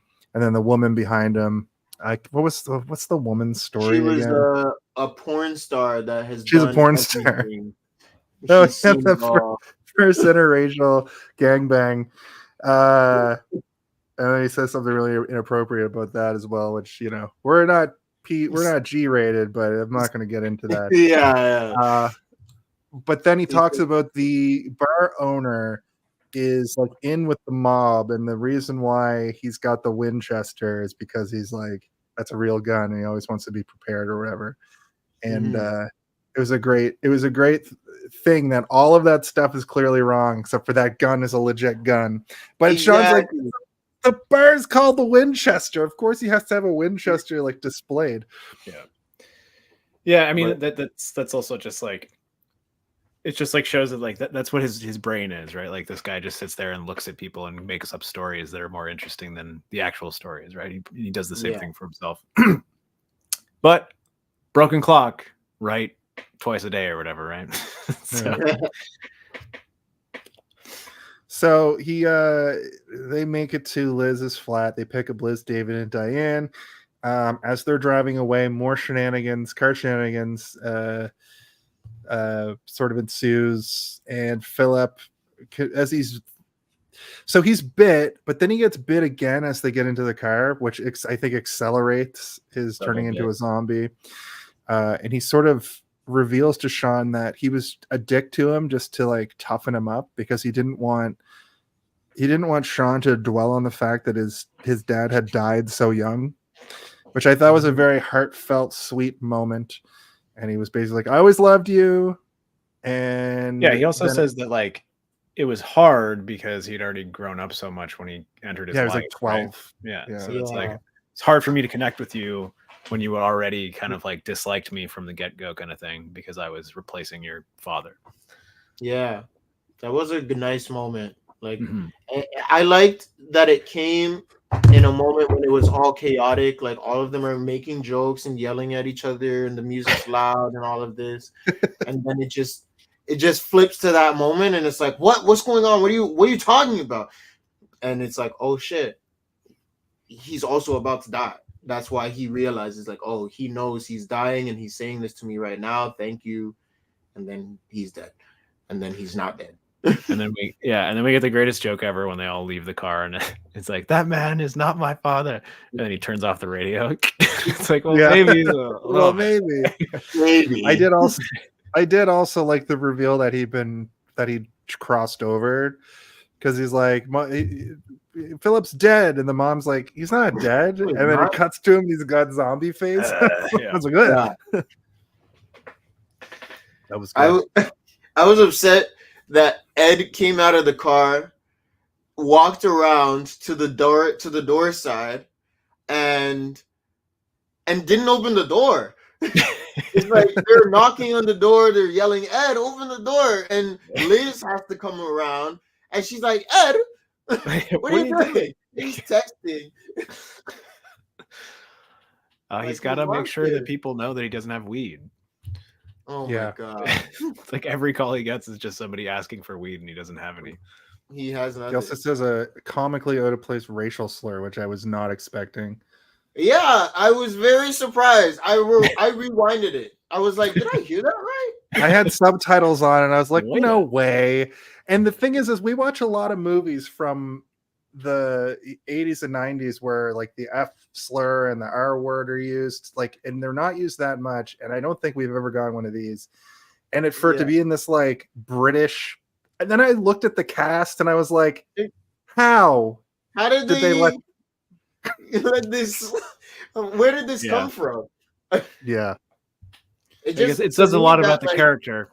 Yeah, It says a lot about the character. That's what it was. It was like solidifying this idea of this character is just awful. Like in so many ways, yeah. there's a reason nobody likes him. And that was the faces of all of them too. In reaction, they're like, "Why the fuck? Yeah, what the fuck, dude? What's wrong with you? It's 2004, my guy. Yeah. I was reluctant to even like mention that, but I thought it was hilarious, but also terrible. But also terrible. Yeah. So they right, they abandon the car. They're making their way on foot, and this is sort of where they're going through the backyards. They have to hoof it the rest of the way through the backyards, and then when they're going through the backyards, we get that funny scene where, so throughout this movie, Shaun is just like taking charge, and it cuts to Liz so many times to see her be like, oh, it takes a full-on zombie apocalypse for my boyfriend to really get it together. Yeah. But I mean, it's a good thing. Some people really shine in a crisis situation. And those are the kind of people you want to be around in your life. It's true. Yeah. I think that if you were just stuck with Ed the whole time, you would be dead immediately. Dead. Ed equals dead. Shaun equals you're dead. Shaun equals Dawn. Dawn of the Dead. They really hit home that Shaun's life is so stagnant that he just needed this sort of thing to kickstart it to be able to really, show what matters in life. And I think it's a really good juxtaposition because I think that Shaun was just like kind of done. He's kind of a defeatist. He's kind of like a born loser kind of guy. And then he hangs out with this like actual piece of shit who isn't, they seem like they're at a pivotal point in their life. How old is Edgar Wright I can't believe I keep doing that. Simon Pegg. How old is he even now? Like 50? So he would have been like, well, his character is 29. Yeah. Yeah. Oh, right. They say it. Yeah. So 29 is a pivotal age. That's when I turned my shit around. I was a cook for many years, and I was like, this is not doing it for me. And got into IT. Ironically, I'm much more lazy now. And I'm much happier.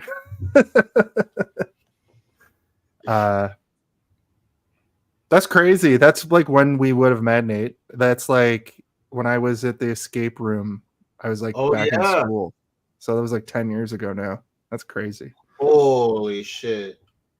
Cause that's like 2015, I think. Yeah, roughly. Was that that time I think I was there, 2015. 2016-ish, and then 2017 too. But you were gone around 2017. I got a job at Lavazza at the Forest Hill Loblaws.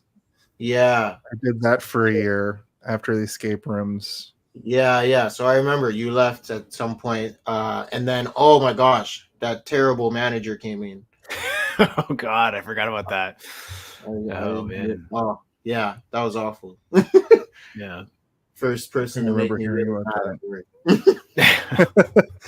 Had like the most chill job possible. You could just literally act as your job. Making me mad during this job. That's crazy. This is so easy, and you're upsetting me. I'm never upset. Yeah, that's what always happens. It's crazy. Wow. That's been that long. A shitty manager will ruin everything. They will. Yeah. I was a good manager, So- right, guys?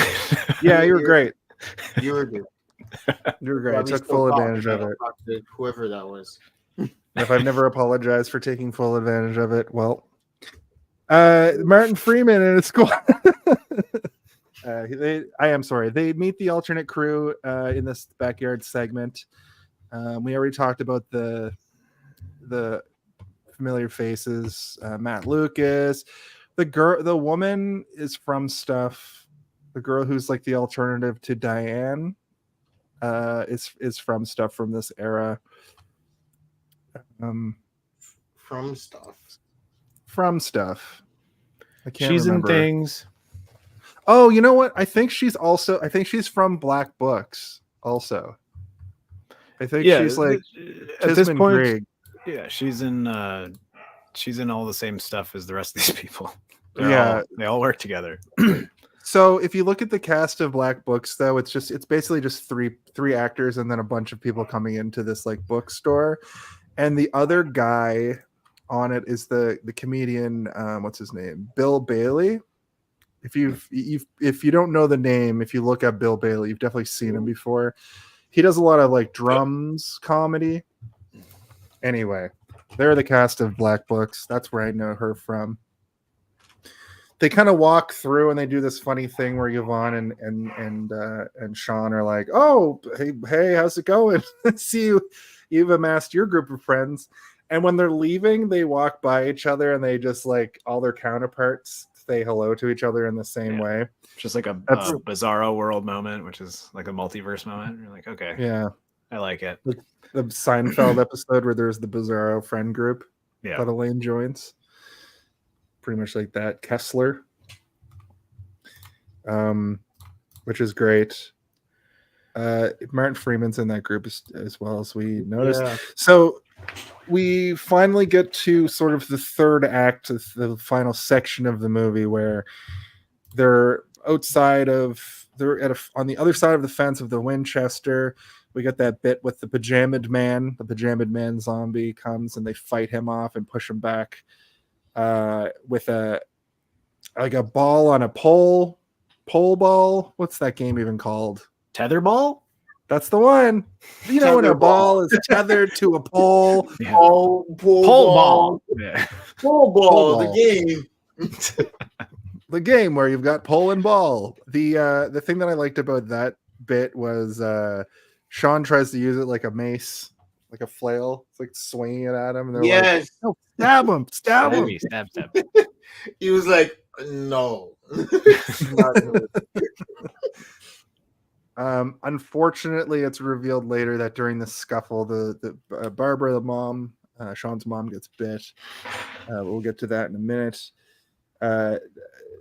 The dangerous journey is sort of coming to a close, though, until they do the trope where they see a group of zombies. So what do? Let's try to act like zombies to pass through them. Yeah. And this trope was famously done a couple times on The Walking Dead, most specifically in that first season. But in Walking Dead, you have to smear guts all over yourself. Exactly. That's what I was going to say. They don't smear guts all over themselves. I think it's a much more effective, and they like explain it away on The Walking Dead. We're like, well, the zombies can they smell alive people. So if you cover it up with guts, I feel like that makes sense more than just acting like a zombie. But I think this trope is funny when people are acting like hypnotized or like there's a great moment in The Mummy where there's like an army of people and they're all like Imhotep. They're chasing Benny or not Benny, the brother or whatever, and he's running and then he goes around a corner and then he comes out and he's like Imhotep, and they are about to kill him and then they all stop and just kind of leave him alone. So I do think it's funny. I also like the moment where they're all lined up and the actor is trying to get them to like, all right, so everybody just, like go vacant in your face and slump your shoulders. And she's giving them an acting lesson on how to be a zombie. And she goes to the mom and she's like, that look of vacancy, it's perfect. She's like, what? What? Sorry, I wasn't listening to you. And then, I think it's fine. Like it doesn't make me think lesser of the movie. I think that the bit is good. Yeah. I just thought it was like, this is the comedic moment because I thought they, I don't know, would do more than just make the sounds, and they had the actress who I guess Ed said that was a failed actress coaching them, which I thought, me as an actor, is hilarious. Like, you're hearing all of the same notes that any other coach might give. Oh, good vocal work. Oh, like, stupid. You're just groaning, like, whatever. But the fact that all of them, like, they kind of all keep that exact same thing that they did for the exercise of being a zombie through the whole time. I thought the mom was hilarious because she just looked lost. the noise she's making, she's like, ooh, she's making like a ghost noise. Ooh, ooh. She's also the closest one to a zombie at this point, which is yeah, she got big. David makes me nuts through this whole movie because it's like he's one of those characters that he sees everything happening and he's still skeptical about every single thing. And I get that he loves Liz and he wants to be the hero, but it's like he goes about it in this like really frustrating way, right down to this point where they're going to do this thing. So I'm thinking about it like they get out there and he just goes, he's going to get eaten immediately. So you may as well just practice a little before you go out there. I think Ed's also kind of reluctant to, he's like, I'll do it on the day. Yeah, basically. He's asking what Shaun is going to do. Like, oh, you're going to do it better? And he's like, oh, that was actually really good. Yeah, that's pretty good. Yeah, let's see you do it then. Oh, man. Yeah, I think that the word would be smarmy. He's just kind of like a smarmy jerk, and specifically to Shaun because he doesn't like Shaun because Shaun is dating his would-be girlfriend or whatever. But yeah, he's got like little shitty comments the entire movie, and the movie does a good job of making you dislike him because you can kind of see through what he's putting forth. Yeah, he's a jerk. But I mean, you even still sort of feel a little bit bad for him when he does die, but they do a pretty good job of making you toe that line. You're like, maybe he didn't deserve that. Yeah. They spent a giant chunk of that $6 million on that murder scene, on that death scene. Yeah. It looks so good. Which we're rapidly approaching. They make it over, they zombie through, they fuck that up right in front of the door. They can't get into the Winchester. Then they sort of have that like moment in every hero's journey story where they're all just like turning on each other. There's this like running gag that Ed's a weed dealer, and he keeps calling the guy from the appliance shop that they're both just the worst idiots ever. And he gets a call from this guy to be like, yo, man, you got a Henry? Which is a funny thing to call, I assume like a dime bag or whatever. He's like, no, man, I'm still out. My guy's like, I can't get to him. And the funny thing about that is the looming apocalypse that is happening directly to them at this moment. He takes the phone, he smashes it. They're all arguing with each other. And then there's that great scene where they're like, think about what's happening right now. And they look at the group of zombies, and the zombies are just looking at them. Like all of them are looking right at them. Yeah. It's such a good moment. And you have to suspend your disbelief for this kind of 5 minutes a little bit, because it's like the zombies are always an imminent danger. They're always coming. But I guess they've just been watching this whole time, just watching them all just argue with each other. Yell at each other. Yeah, I really thought like, oh, these guys are all about to die. Like right now, they can't get in. He's yelling. They're coming towards them. And then there's a full text conversation. He picks up the phone. Like, how is this? I think that, how are they not attacking? They're right there. The movie has to pause for the joke, and the joke is well worth it, I think, because that visual gag is hilarious. So it's like, let it happen and let your belief be suspended for a second, just for that. For a joke second, to land. yeah. They did that immediately. It's like, just forget about the swarm of zombies right now. Yeah, because this joke is gonna hit hard in a couple seconds. Yeah. Just you wait. And then I guess Shaun runs away to lure them away. And David eventually freaks out and just smashes out a window to get into the Winchester. Which Yeah. is- And Yeah. Sean's like, I'll lead them away and I'll give them the slip.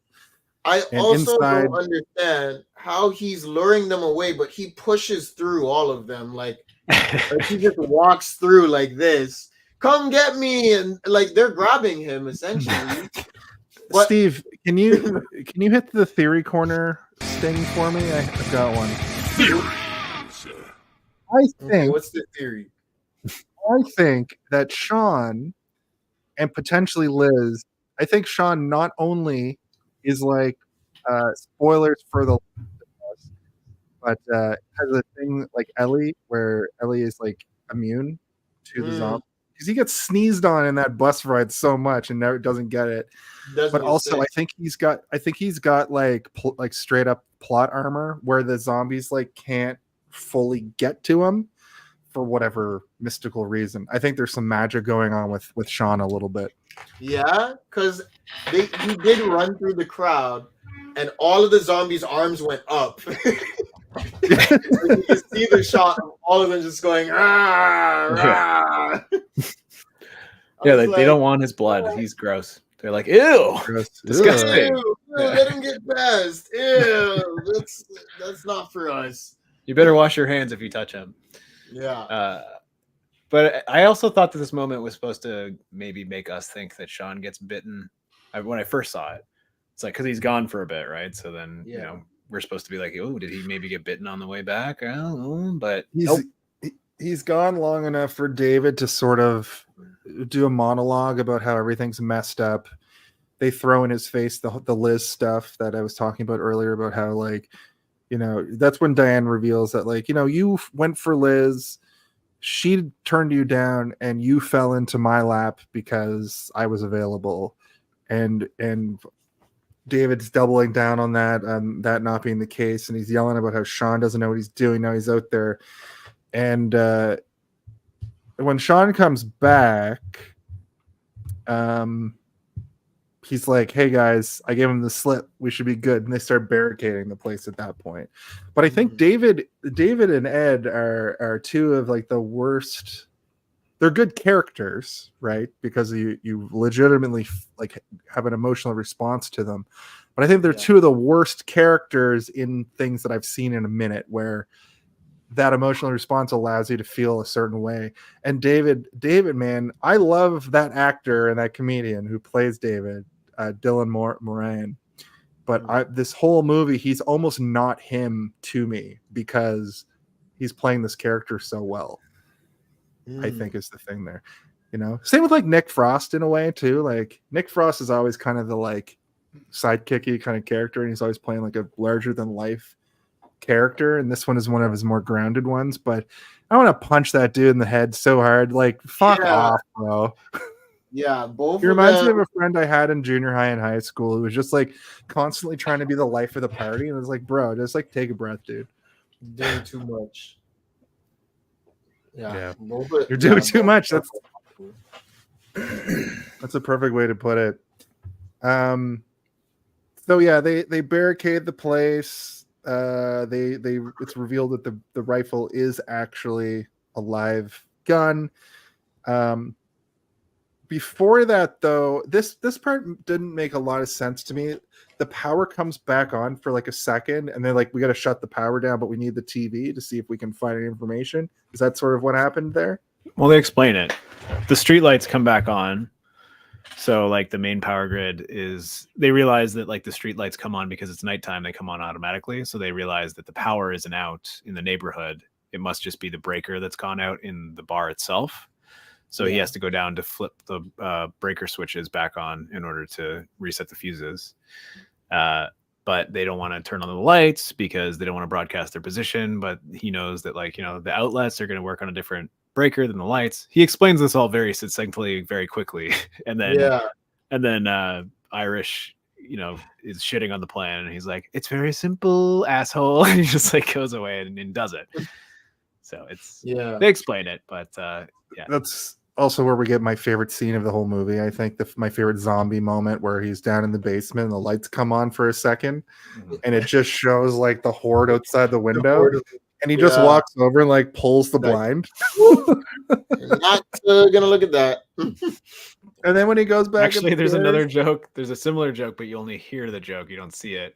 Where he's talking to his mom on the phone. And she's like, they're a bit bitey. And he's like, are they still outside? And she's like, I don't know. We've closed the curtains. We've closed the curtains. Yeah. Right. That's a callback. Yeah. Yeah. That's a you have to watch the movie a bunch of times to really connect. That's this movie in like fully.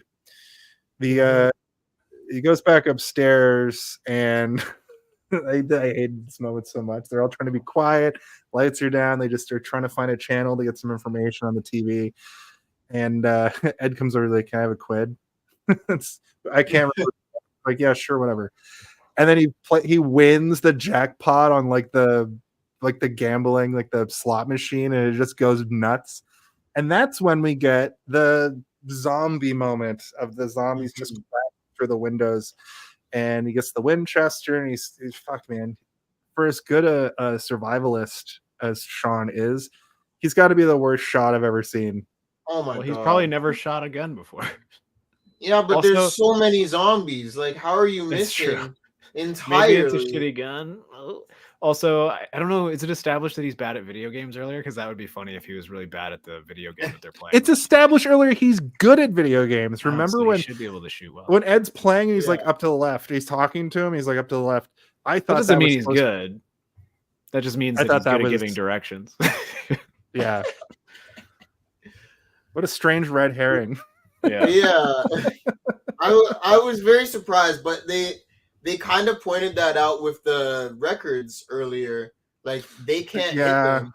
Mhm. They're They just threw whipping so them like many and past their missed. head. Mm. The one that does hit gets the guy in the eye and gets the zombie in the eye and just makes him angrier. Yeah. Oh, I invented a word. I invented a genre word I just found in my notes here for this movie. It's a zombie. Mm, A zombie. there you go. That's Steve, good. I thought you'd hit me with one of the familiar killers noises. At least Oh, the fart sound. It's a zombie. Thank you.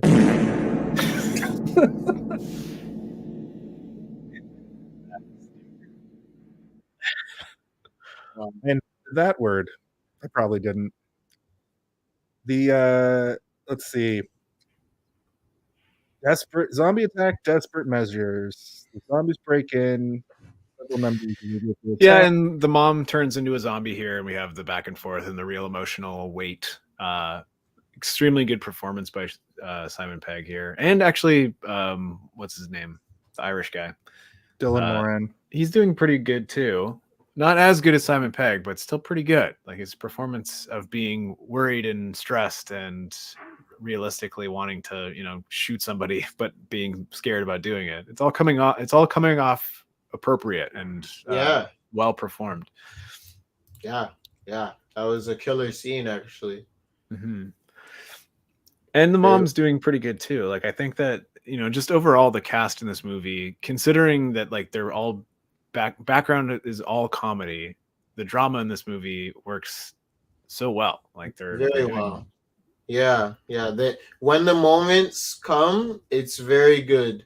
Mhm. And it's surprising because it's like, oh, I feel those moments, like the dad dying or knowing that he's dying, the mom knowing that she's dying, the drama of the breakup, and like when they were walking and they meet up with the group just before that, Liz is talking about, oh, I thought this wasn't about us, this has nothing to do with us, it's like supposed to be survival and all of that. Like you feel those moments when they come in, and they come in pretty quickly because it's a comedy, but you feel it still. That's Yeah. nice. I don't think there's any misses for me in terms of the drama that's going on throughout. Everything from the beginning conversation, you can feel the weightiness, even though it's very funny when they're like having a one-on-one conversation, but the people they're talking about are all there and can hear them within earshot, and like the genius editing of just revealing everything slowly is so funny. It's like, it's not that I don't like you, Ed, and then you just finally see Ed is standing right there, and he's like, I don't give a fuck. And then we get the same joke. It's not that I don't like you, Ed and Diane. But yeah, and then up to like when he gets broken up with, and the part in the car with his dad, and then the death scene. It's all, and even the death of Nick Frost is pretty weighty as well. And we get the callback to the fart, which is crazy that they have this like really weighted, heavy, emotional moment where you're kind of tearing up and you got a frog in your throat, and then they cap it with a fart joke, and you're like, oh god, Yeah, I'm crying during a fart scene. the fart scene. How did they do this to me? So we've already spoken about it, but this is when the bartender corpse comes in as well, and we get the amazing dance sequence / fight scene where they beat him to death with pool cues. But yeah, I think it's really funny. Happening. I think it's really funny that the Queen's playing on the jukebox. He says, "Kill the Queen," and they all look at him like, "Whoa, Whoa!" Oh, I mean the music. Yeah, the music. Yeah, I thought that was a good little that was a good reference callback. to them loving the Queen. And as Canadians, I through this whole movie, I'm going, we're tied to Great Britain in this weird way as Canadians, and I think that's why I've always identified with like British comedy a little bit. I've always had kind of a soft spot for it because the Queen, the monarchy is technically like we're still connected to it in a lot of ways. Yeah. So the Kill the Queen joke was really funny considering the Queen literally died like last year. Last year, it's like, oh yeah. Oh yeah. she's a zombie. This reference, I put this up while we were talking, but Steve's sister came in the chat and mentioned Scary Movie, which is more parody, but from this era, and it's a horror comedy. That's a really good example. Yeah. So yeah, the Kill the Queen sequence. They get the gun. It kind of turns into like a survival horror video game. Mom's bit. She's the classic gets bit and doesn't tell anybody character. Is what I you gotta have one in every zombie. Gotta have that in every zombie. They range from... I like her reasoning though. Like most people are doing it because they're cowards or because they think they can beat it. She's just like, I just didn't want to inconvenience you. Like I didn't want to make anybody upset. I don't want anybody to fuss over me. It's like you gotta tell people, man. You gotta tell people. But they made it clear also that like she hid it after she let out the neighbor or whoever that was, the friends. Yeah, she thought it was her friends, but it was just that pajama. She stuffs it. Yeah, it's the same thing. So it's like, oh yeah, she was bit. Like, when is she gonna start turning? We're gonna talk about this. I think you see her doing something in that scene too as they're walking away. Like that's a good observation. Yeah, you definitely see it. She says, "Oh, I didn't mean to," and then like stuffs her sleeve or fixes her sleeve, and it's such a, I guess like you could miss it, but because it just makes sense that guy was a zombie and she let him out, like what else would happen? She didn't kill him. Right. Because she thought it was like her friends. Shaun does like a super heroic jump off of a tiny trampoline over the fence, like with a flip and a spin. Yeah, which I have always thought was ridiculous. It was so ridiculous. Like just before that, he broke the fence trying to jump over it, and like fell so awkwardly. That gag, they do that gag in all three of the movies. The Hot Fuzz and The World's End as well. Oh. In Hot Fuzz, he's like, "What's the matter? You never jumped a fence before?" And he's like a super cop in that movie, right? So he's just like flipping over all of them, like like a crazy ninja. It's awesome. Oh my god, that's pretty funny then. Yeah. You're gonna have to watch it. Yeah. Sorry, I scuffed it a little bit earlier. I thought when David was giving his monologue, they started talking about the relationship revelations, but it actually happens now, and that's what leads him to be like, I gotta get out of here, and he goes over to a window and he gets pulled apart. And for some reason Diane sees him get pulled apart, and then she's like, David, I'm coming for you, and just gets absorbed into the mess. Yeah. Doesn't I assume she just became a zombie. They needed a reason for her to die. Yeah. Everybody has to die. Yeah. Except for our main two. Yeah. It's Good a love gore story, scene. guys. This isn't a horror or a comedy. It's a romance. The romance. It's a Where zom-com. A zom-com. I've done it again. Okay, that We've one done was it better. Done it again. I like that one better. A zom-com is better. You officially get a full Chucky laugh. Oh my gosh. The zombies are.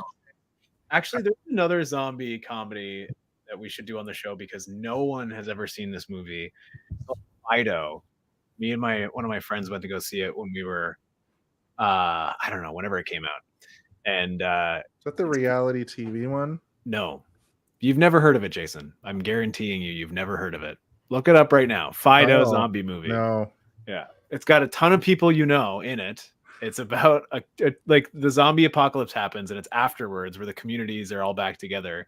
It's almost like it would be in this world after the zombie apocalypse, and they're trying to reintegrate zombies into society. So they have like servant zombies and stuff. And this It's kid, Billy Connolly. this kid like gets a zombie and names it Fido, and it's like his dog. It's basically like Lassie, but it's like a zombie. It's good. It's a good movie. Interesting. Yeah. 2006. Oh, this is a good example. This is from much later, but Warm Bodies with Zomcom. what's his face? Rom-com for sure. That one's Beast. a weird pervert movie. If you want to bone a zombie, you're weird. Pervert movie. Hey, she likes that hunky zombie. Okay. Hey, that zombie's hot. All right, so so we're kind They of at the actually end. did that again. What's her Frankenstein? Lisa Frankenstein is a movie that. Oh just yeah, came Lisa Frankenstein. Yeah. There's Same also idea. iZombie. I'm gonna Frankenstein is a make zombie. this zombie a perfect boyfriend. That's the weird thing to me is like when they do retellings of Frankenstein and they make Frankenstein hot. I'm always like, why? Like, Wow. the whole thing about Frankenstein is that he's supposed to be horrifying to look at, and nobody can understand like who he is as a person because he's so frightening physically. And they're like, let's make him hot. that's- Like that defeats the whole purpose of Frankenstein. That has Maybe Cole it's just Sprouse some and people Catherine Newton in it. They're just hot. Like Yeah. What if Frankenstein was hot? Well, he probably have Yeah, a really like- easy time integrating I into think I society. just like looking at this ugly face all the time. This would be great. Let's make them attractive. I fully believe that Rask plays here that's a line from Warm Bodies. I believe it. Or Lisa Frankenstein. Sounds like it. Yeah. Sounds Yeah. like it. That's a line. I believe that it would be. It may not Wow. actually be. If it It's is, all inconclusive. I wonder how they did that. That's an interesting line to give. Maybe we That's do a have to hard watch that line. movie. So yeah, Zomcom month. We we're already kind of Zomcom month. We're kind of at the end of the movie now, where they retreat into the basement after burning the bar, and Nick Frost gets bitten like 20 times, and we have comes his back. heartwarming death sequence, and he farts, and then the army shows up. And the I movie's thought over. it was really messed up where they do that thing where it's like, I guess we have to kill ourselves. I guess you shoot me and then shoot yourself. Yeah. And you just hear Ed in the background like, I don't know, I want to shoot myself right now. Could I? Yeah. Yeah. Which I thought was funny and dark. He also says like, Um, I don't mind being eaten. It's I fine. don't mind Yeah. being eaten now. It's okay. Actually, Yeah, I'll they kill like- myself. They're about to light cigarettes, and it's revealed that there's like an elevator for bringing in stock for the Winchester, and they slowly they slowly raise up out of the ground. That's the most unrealistic part of the movie is that that shitty old pub has a automated lift for the deliveries. It would have a crappy slide that the delivery people would have to like get down there on their hands and knees and use. Or just have like a shitty back door. I used to deliver beer for the beer store, and I there's like 2 places in all of Toronto that have those kind of elevators, and both of them are not Winchester level. They're like fancy hotels. Maybe England's just different. Yeah, maybe It's just built different. they have Just different built standards of working conditions. Yeah.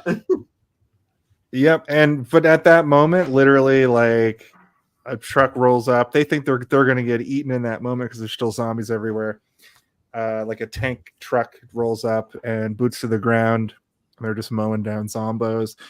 He sees Yvonne with the golf club, like you mentioned, and that's when we see that like montage of what the zombies are being used for in the like aftermath. And then it's revealed that Liz and Shaun, their house is all like clean. They live in that flat from the beginning of the movie that Shaun and Pete Yes. had live in, Yes.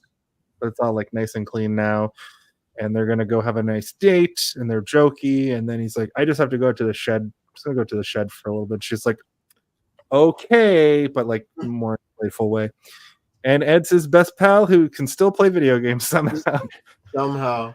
Well, they establish on the news channel that people retain basic functions, like weird. They said things they their did in- primal instincts are still there, and I'm like, that doesn't Yeah. mean that they push shopping carts or like have a job.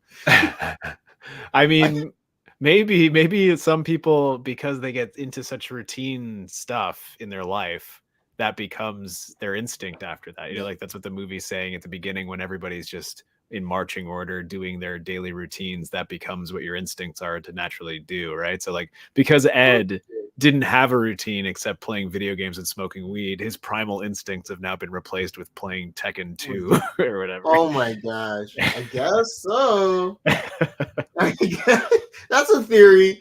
That's a good true. theory. Yeah. Yeah, that's pretty much Shaun of the Dead. So a couple things that we like to do at the end of the show here. First thing, there's no title drop in this movie because somebody's going to look at this screen and say, "That's a real Shaun of the Dead." His name is a lot of times, but no title drop this week.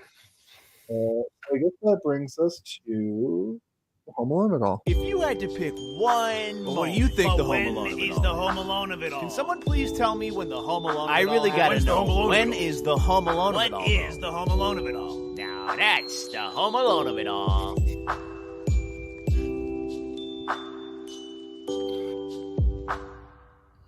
The Home Alone of it all, to just give you a brief synopsis of what the idea is in the movie Home Alone, right?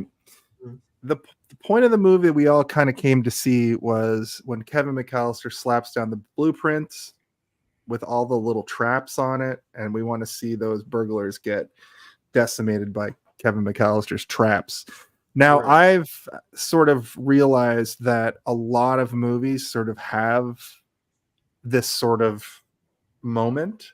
Sometimes Steve has brought up before that it's sort of like the parts that play the best in the trailer. Sometimes it's like the third act, you know? Mhm. Does that make sense to you? That does make sense. Okay. That totally makes What- sense. It's like, What would The- your Home Alone of it all be for Shaun of the Dead? ooh. I feel like first thing that came to mind was the whacking of the sticks in rhythm with the Queen song. That's the first thing that came to mind. But maybe like there's a moment in the middle, I feel like when they're all in the car and the metal music is playing and they're like trying to figure out what to do next, and Philip is dying, and just like all of the chaos within that car feels like what the energy of the movie was supposed to be. Like, oh, this is a chaotic ride and it's all going downhill. Like that seems to be what that setup is, like from that point on, as if like this is the blueprint of what's about to happen. Chaos and downhill. That's pretty good. I like that. How about you, Steve? I mean, I instinctively want to say the moment when he wakes up from the hangover, like as soon as the mom on the phone is like, "People don't eat meat anymore," like that's kind of when the movie starts for me. But more specifically, I think it's when the TV is like, "Make sure you lock and secure all doors," and they turn and there's like a zombie just in the house, like they're like, "Oh my god, his arm's off!" Like that's the Home Alone of it all for me. Right. That's a good one. That's good. Mine actually is the first time I wrote it down in my notes. There was a very distinct moment where the movie gets a little bit funnier within the actual zombie part, and there was that scene I talked about where there's not a lot of zombie stuff going on, but the jokes per minute sort of ramped up. But that's not as quantifiable as the hangover walk and him being completely oblivious to the zombies. I think this week that's my Home Alone of it all. I agree with that. Yeah. Tim asks a good question here. What would each host's first step be to survive a zombie outbreak?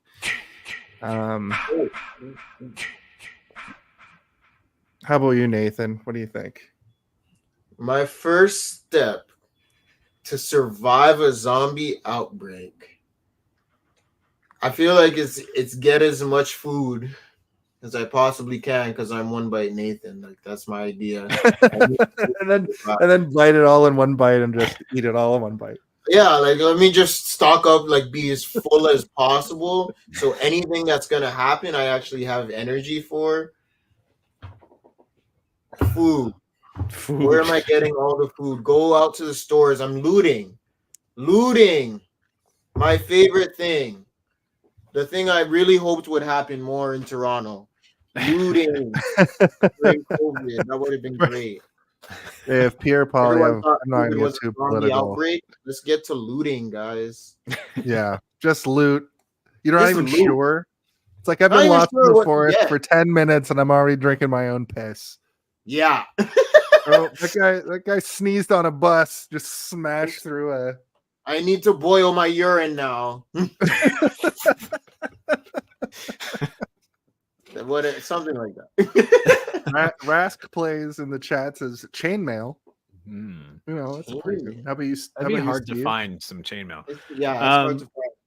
Well, I mentioned earlier that I made a zombie movie when I was younger. And that movie was about what you do, what the plan is. It was called The Plan. And the plan was get to Costco and lock down in Costco, barricade all the entrances and exits to Costco, and just survive as long as you can off all of the food in there without any zombies coming in. But in my older, more wizened years, I realized that that's probably a terrible plan because so many people would go to Costco. Yeah. Costco would be the first place people would go. But I do think the first step, finding yourself a blunt instrument, something that you can use to destroy or remove the head. you know? That's definitely smart. I think I would agree with that. I think that beyond food and getting a weapon, I think higher ground. I kind of see David's point a little bit. They were up on like the third floor, I assume. Like they were up in a building. And I know you have to eventually come down to like get more resources, but I always think of the movie 28 Days Later when they find that the father and daughter who are like up in a apartment building. Whenever I watch zombie movies, I'm like, go find an apartment building and get as high up as possible to at least like figure out what you're going to do.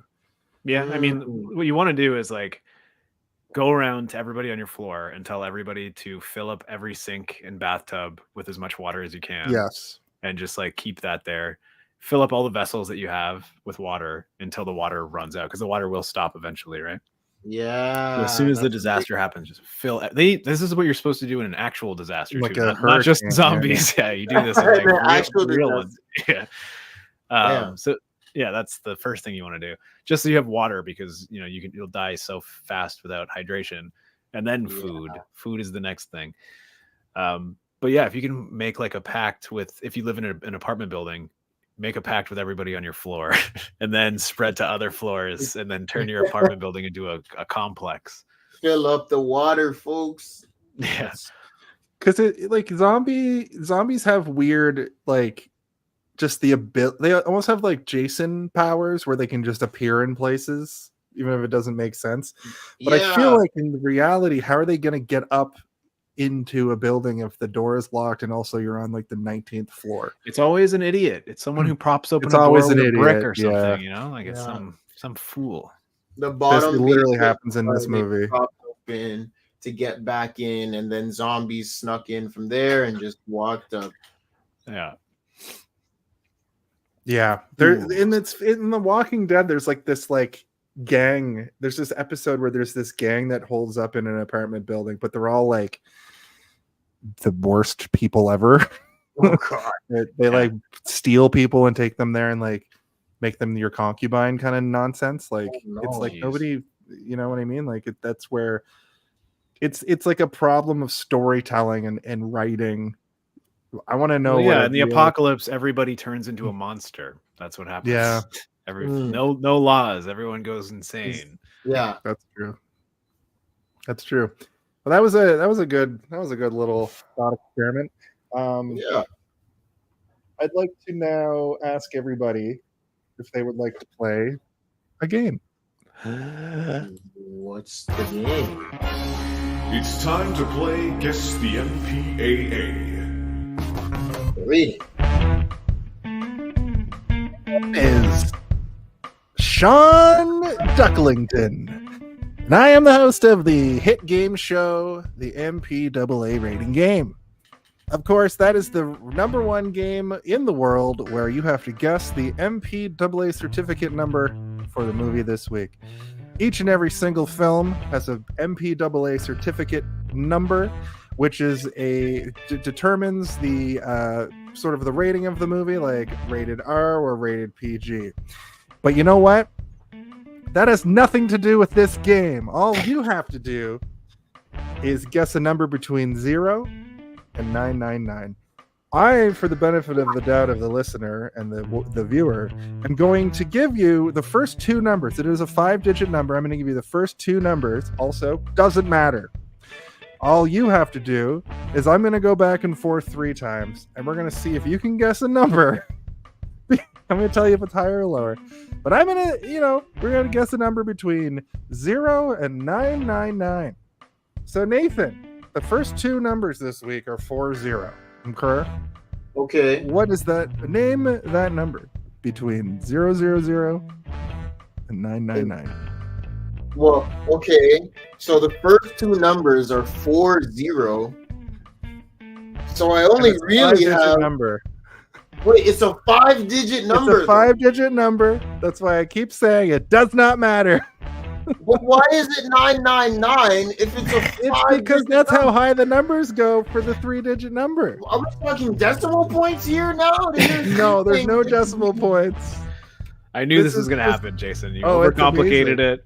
Yep, that's kind of part of it. 5-digit number. So it would be 40 something. So you're just guessing. You're just guessing the 999. Oh, I see here. I see. I got it. Okay. So it's 40,352. Higher. Oh, 40,800. Lower. Nathan. 40,586. Lower. Steve. 40444. Higher, Nathan. This is your final guess. 40,498. Steve, lower. This is your final guess. 492. Oh no! Where's my Nope, that's the winning one. I was like, this seems good.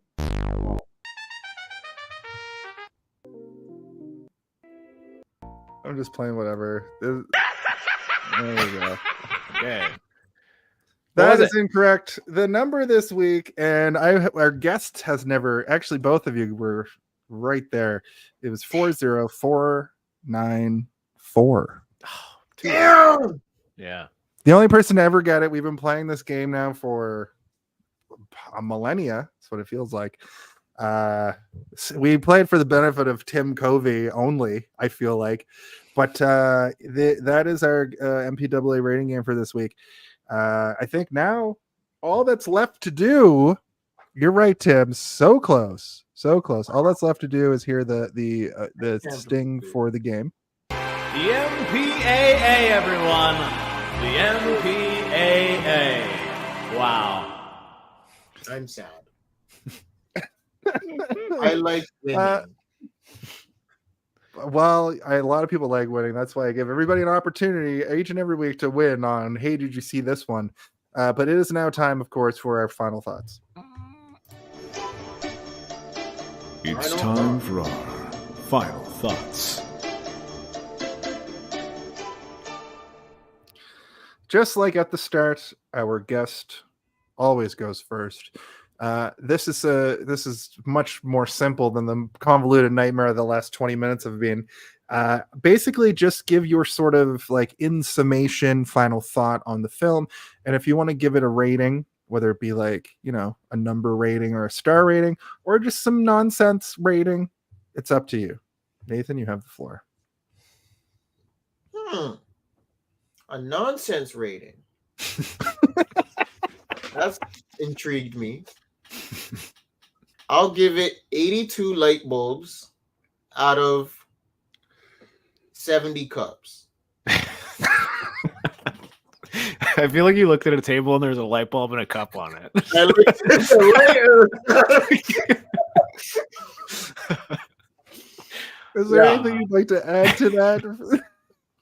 Well, it could definitely deserve a bit more slippers, but I think overall, this movie is worth the time and money put in to your entire life to watch. At least 2 times. That's good. Yeah, give this man a round of applause. Yeah, that was good. Oh my god.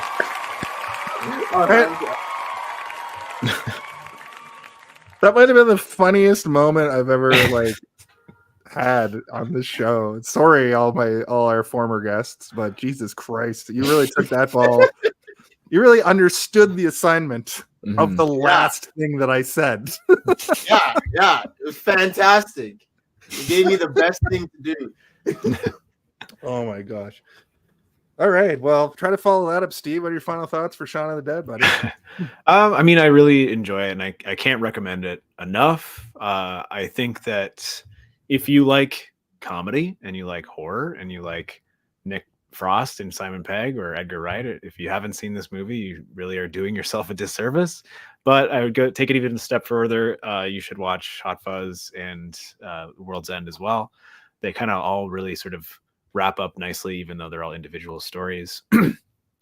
They'll deal with clearly sort of like a different moment in a director and writer's life differently when it comes to the core elements and themes of the movies.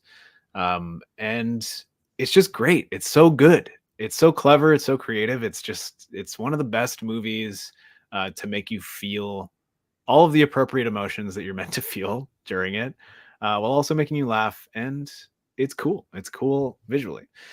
So yeah, watch it. Shaun of the Dead, good movie. My rating would be an unplanned trip to the Winchester. There we go. Perfect.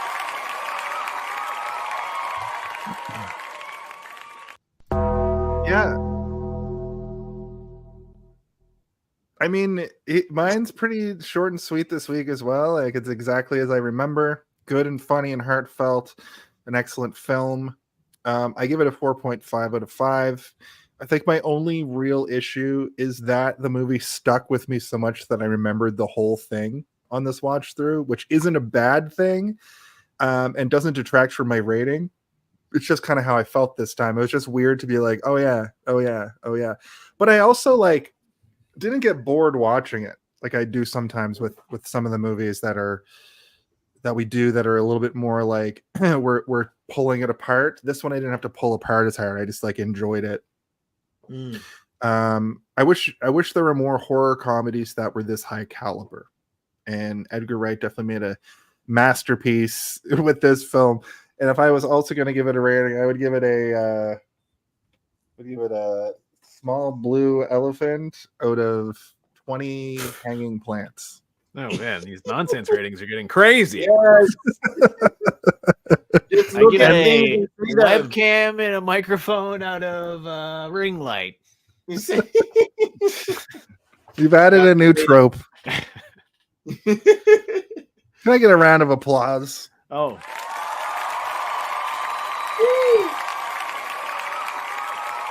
And there's just one last thing that we have to do, and that's we have to talk about ourselves a little bit. I know we all hate doing it, but Nathan, do you have anything you wanna plug? Anything coming up? Let's see. My plugs are follow me at One Bite Nathan for some silly food eating content, as well as some reviews on the good places in Toronto, downtown Toronto, and wherever else I go in the world. Follow me at Nathan Tailored, my main page, for any acting content, skits, silly things I do with friends, and just my life, because my life is crazy sometimes and you need to see what I'm doing. And watch out for my next movie, feature film coming out called Morningside. It will be coming out hopefully soon. I don't know when, but it's a movie based off of Morningside, the area in Scarborough, and the lives that get affected within it. Cool. That's awesome. Yeah, I think one of our former guests on the show saw it early and said it was good. Said it was very good. Yes. So I look forward I've been told it's good. There's been a small screening, a very private screening, and people said it was great. They said I did an amazing job.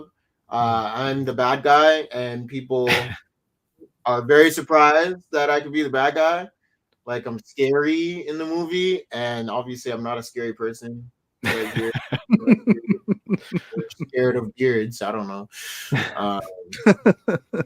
Nerds are the scariest of the people around. I think he said beards, but also beards. Yeah, beards are terrifying. My beard was at max level during that movie. As a bearded nerd, I nobody fears me. Yeah, that's my plug. Morningside, Nathan Tailored on Instagram and TikTok. One Bite Nathan just on Instagram.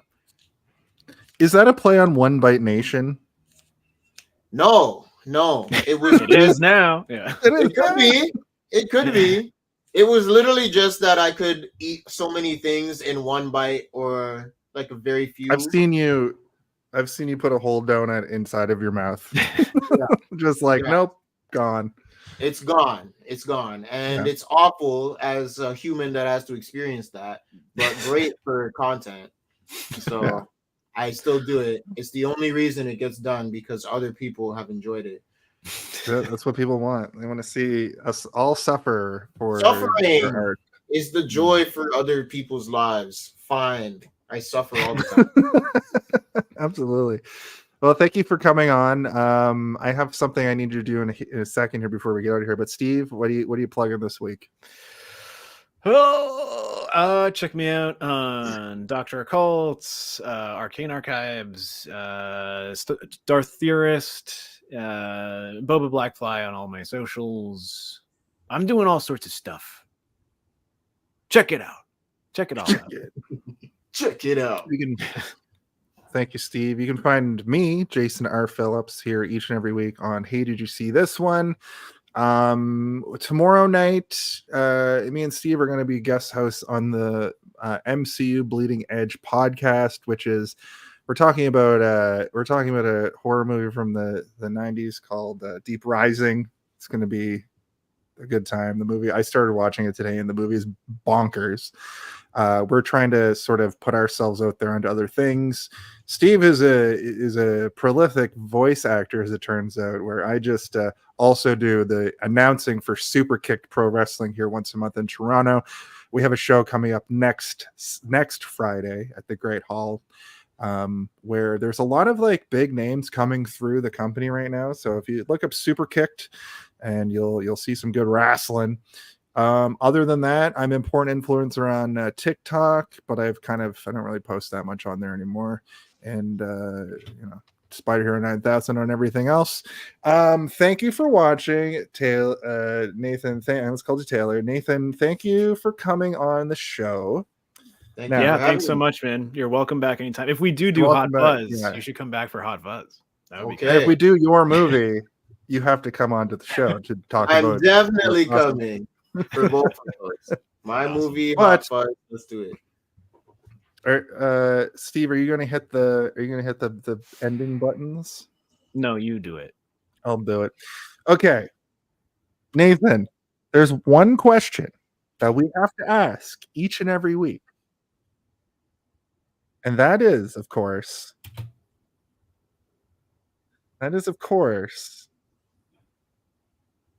You gotta ask the question. It says it right there. What is it? Have you seen this one? Close enough. It's small. I can't see it. Oh, it's playing in the background. Why can't I read that? Did you like this one? Did you see this one? Hey,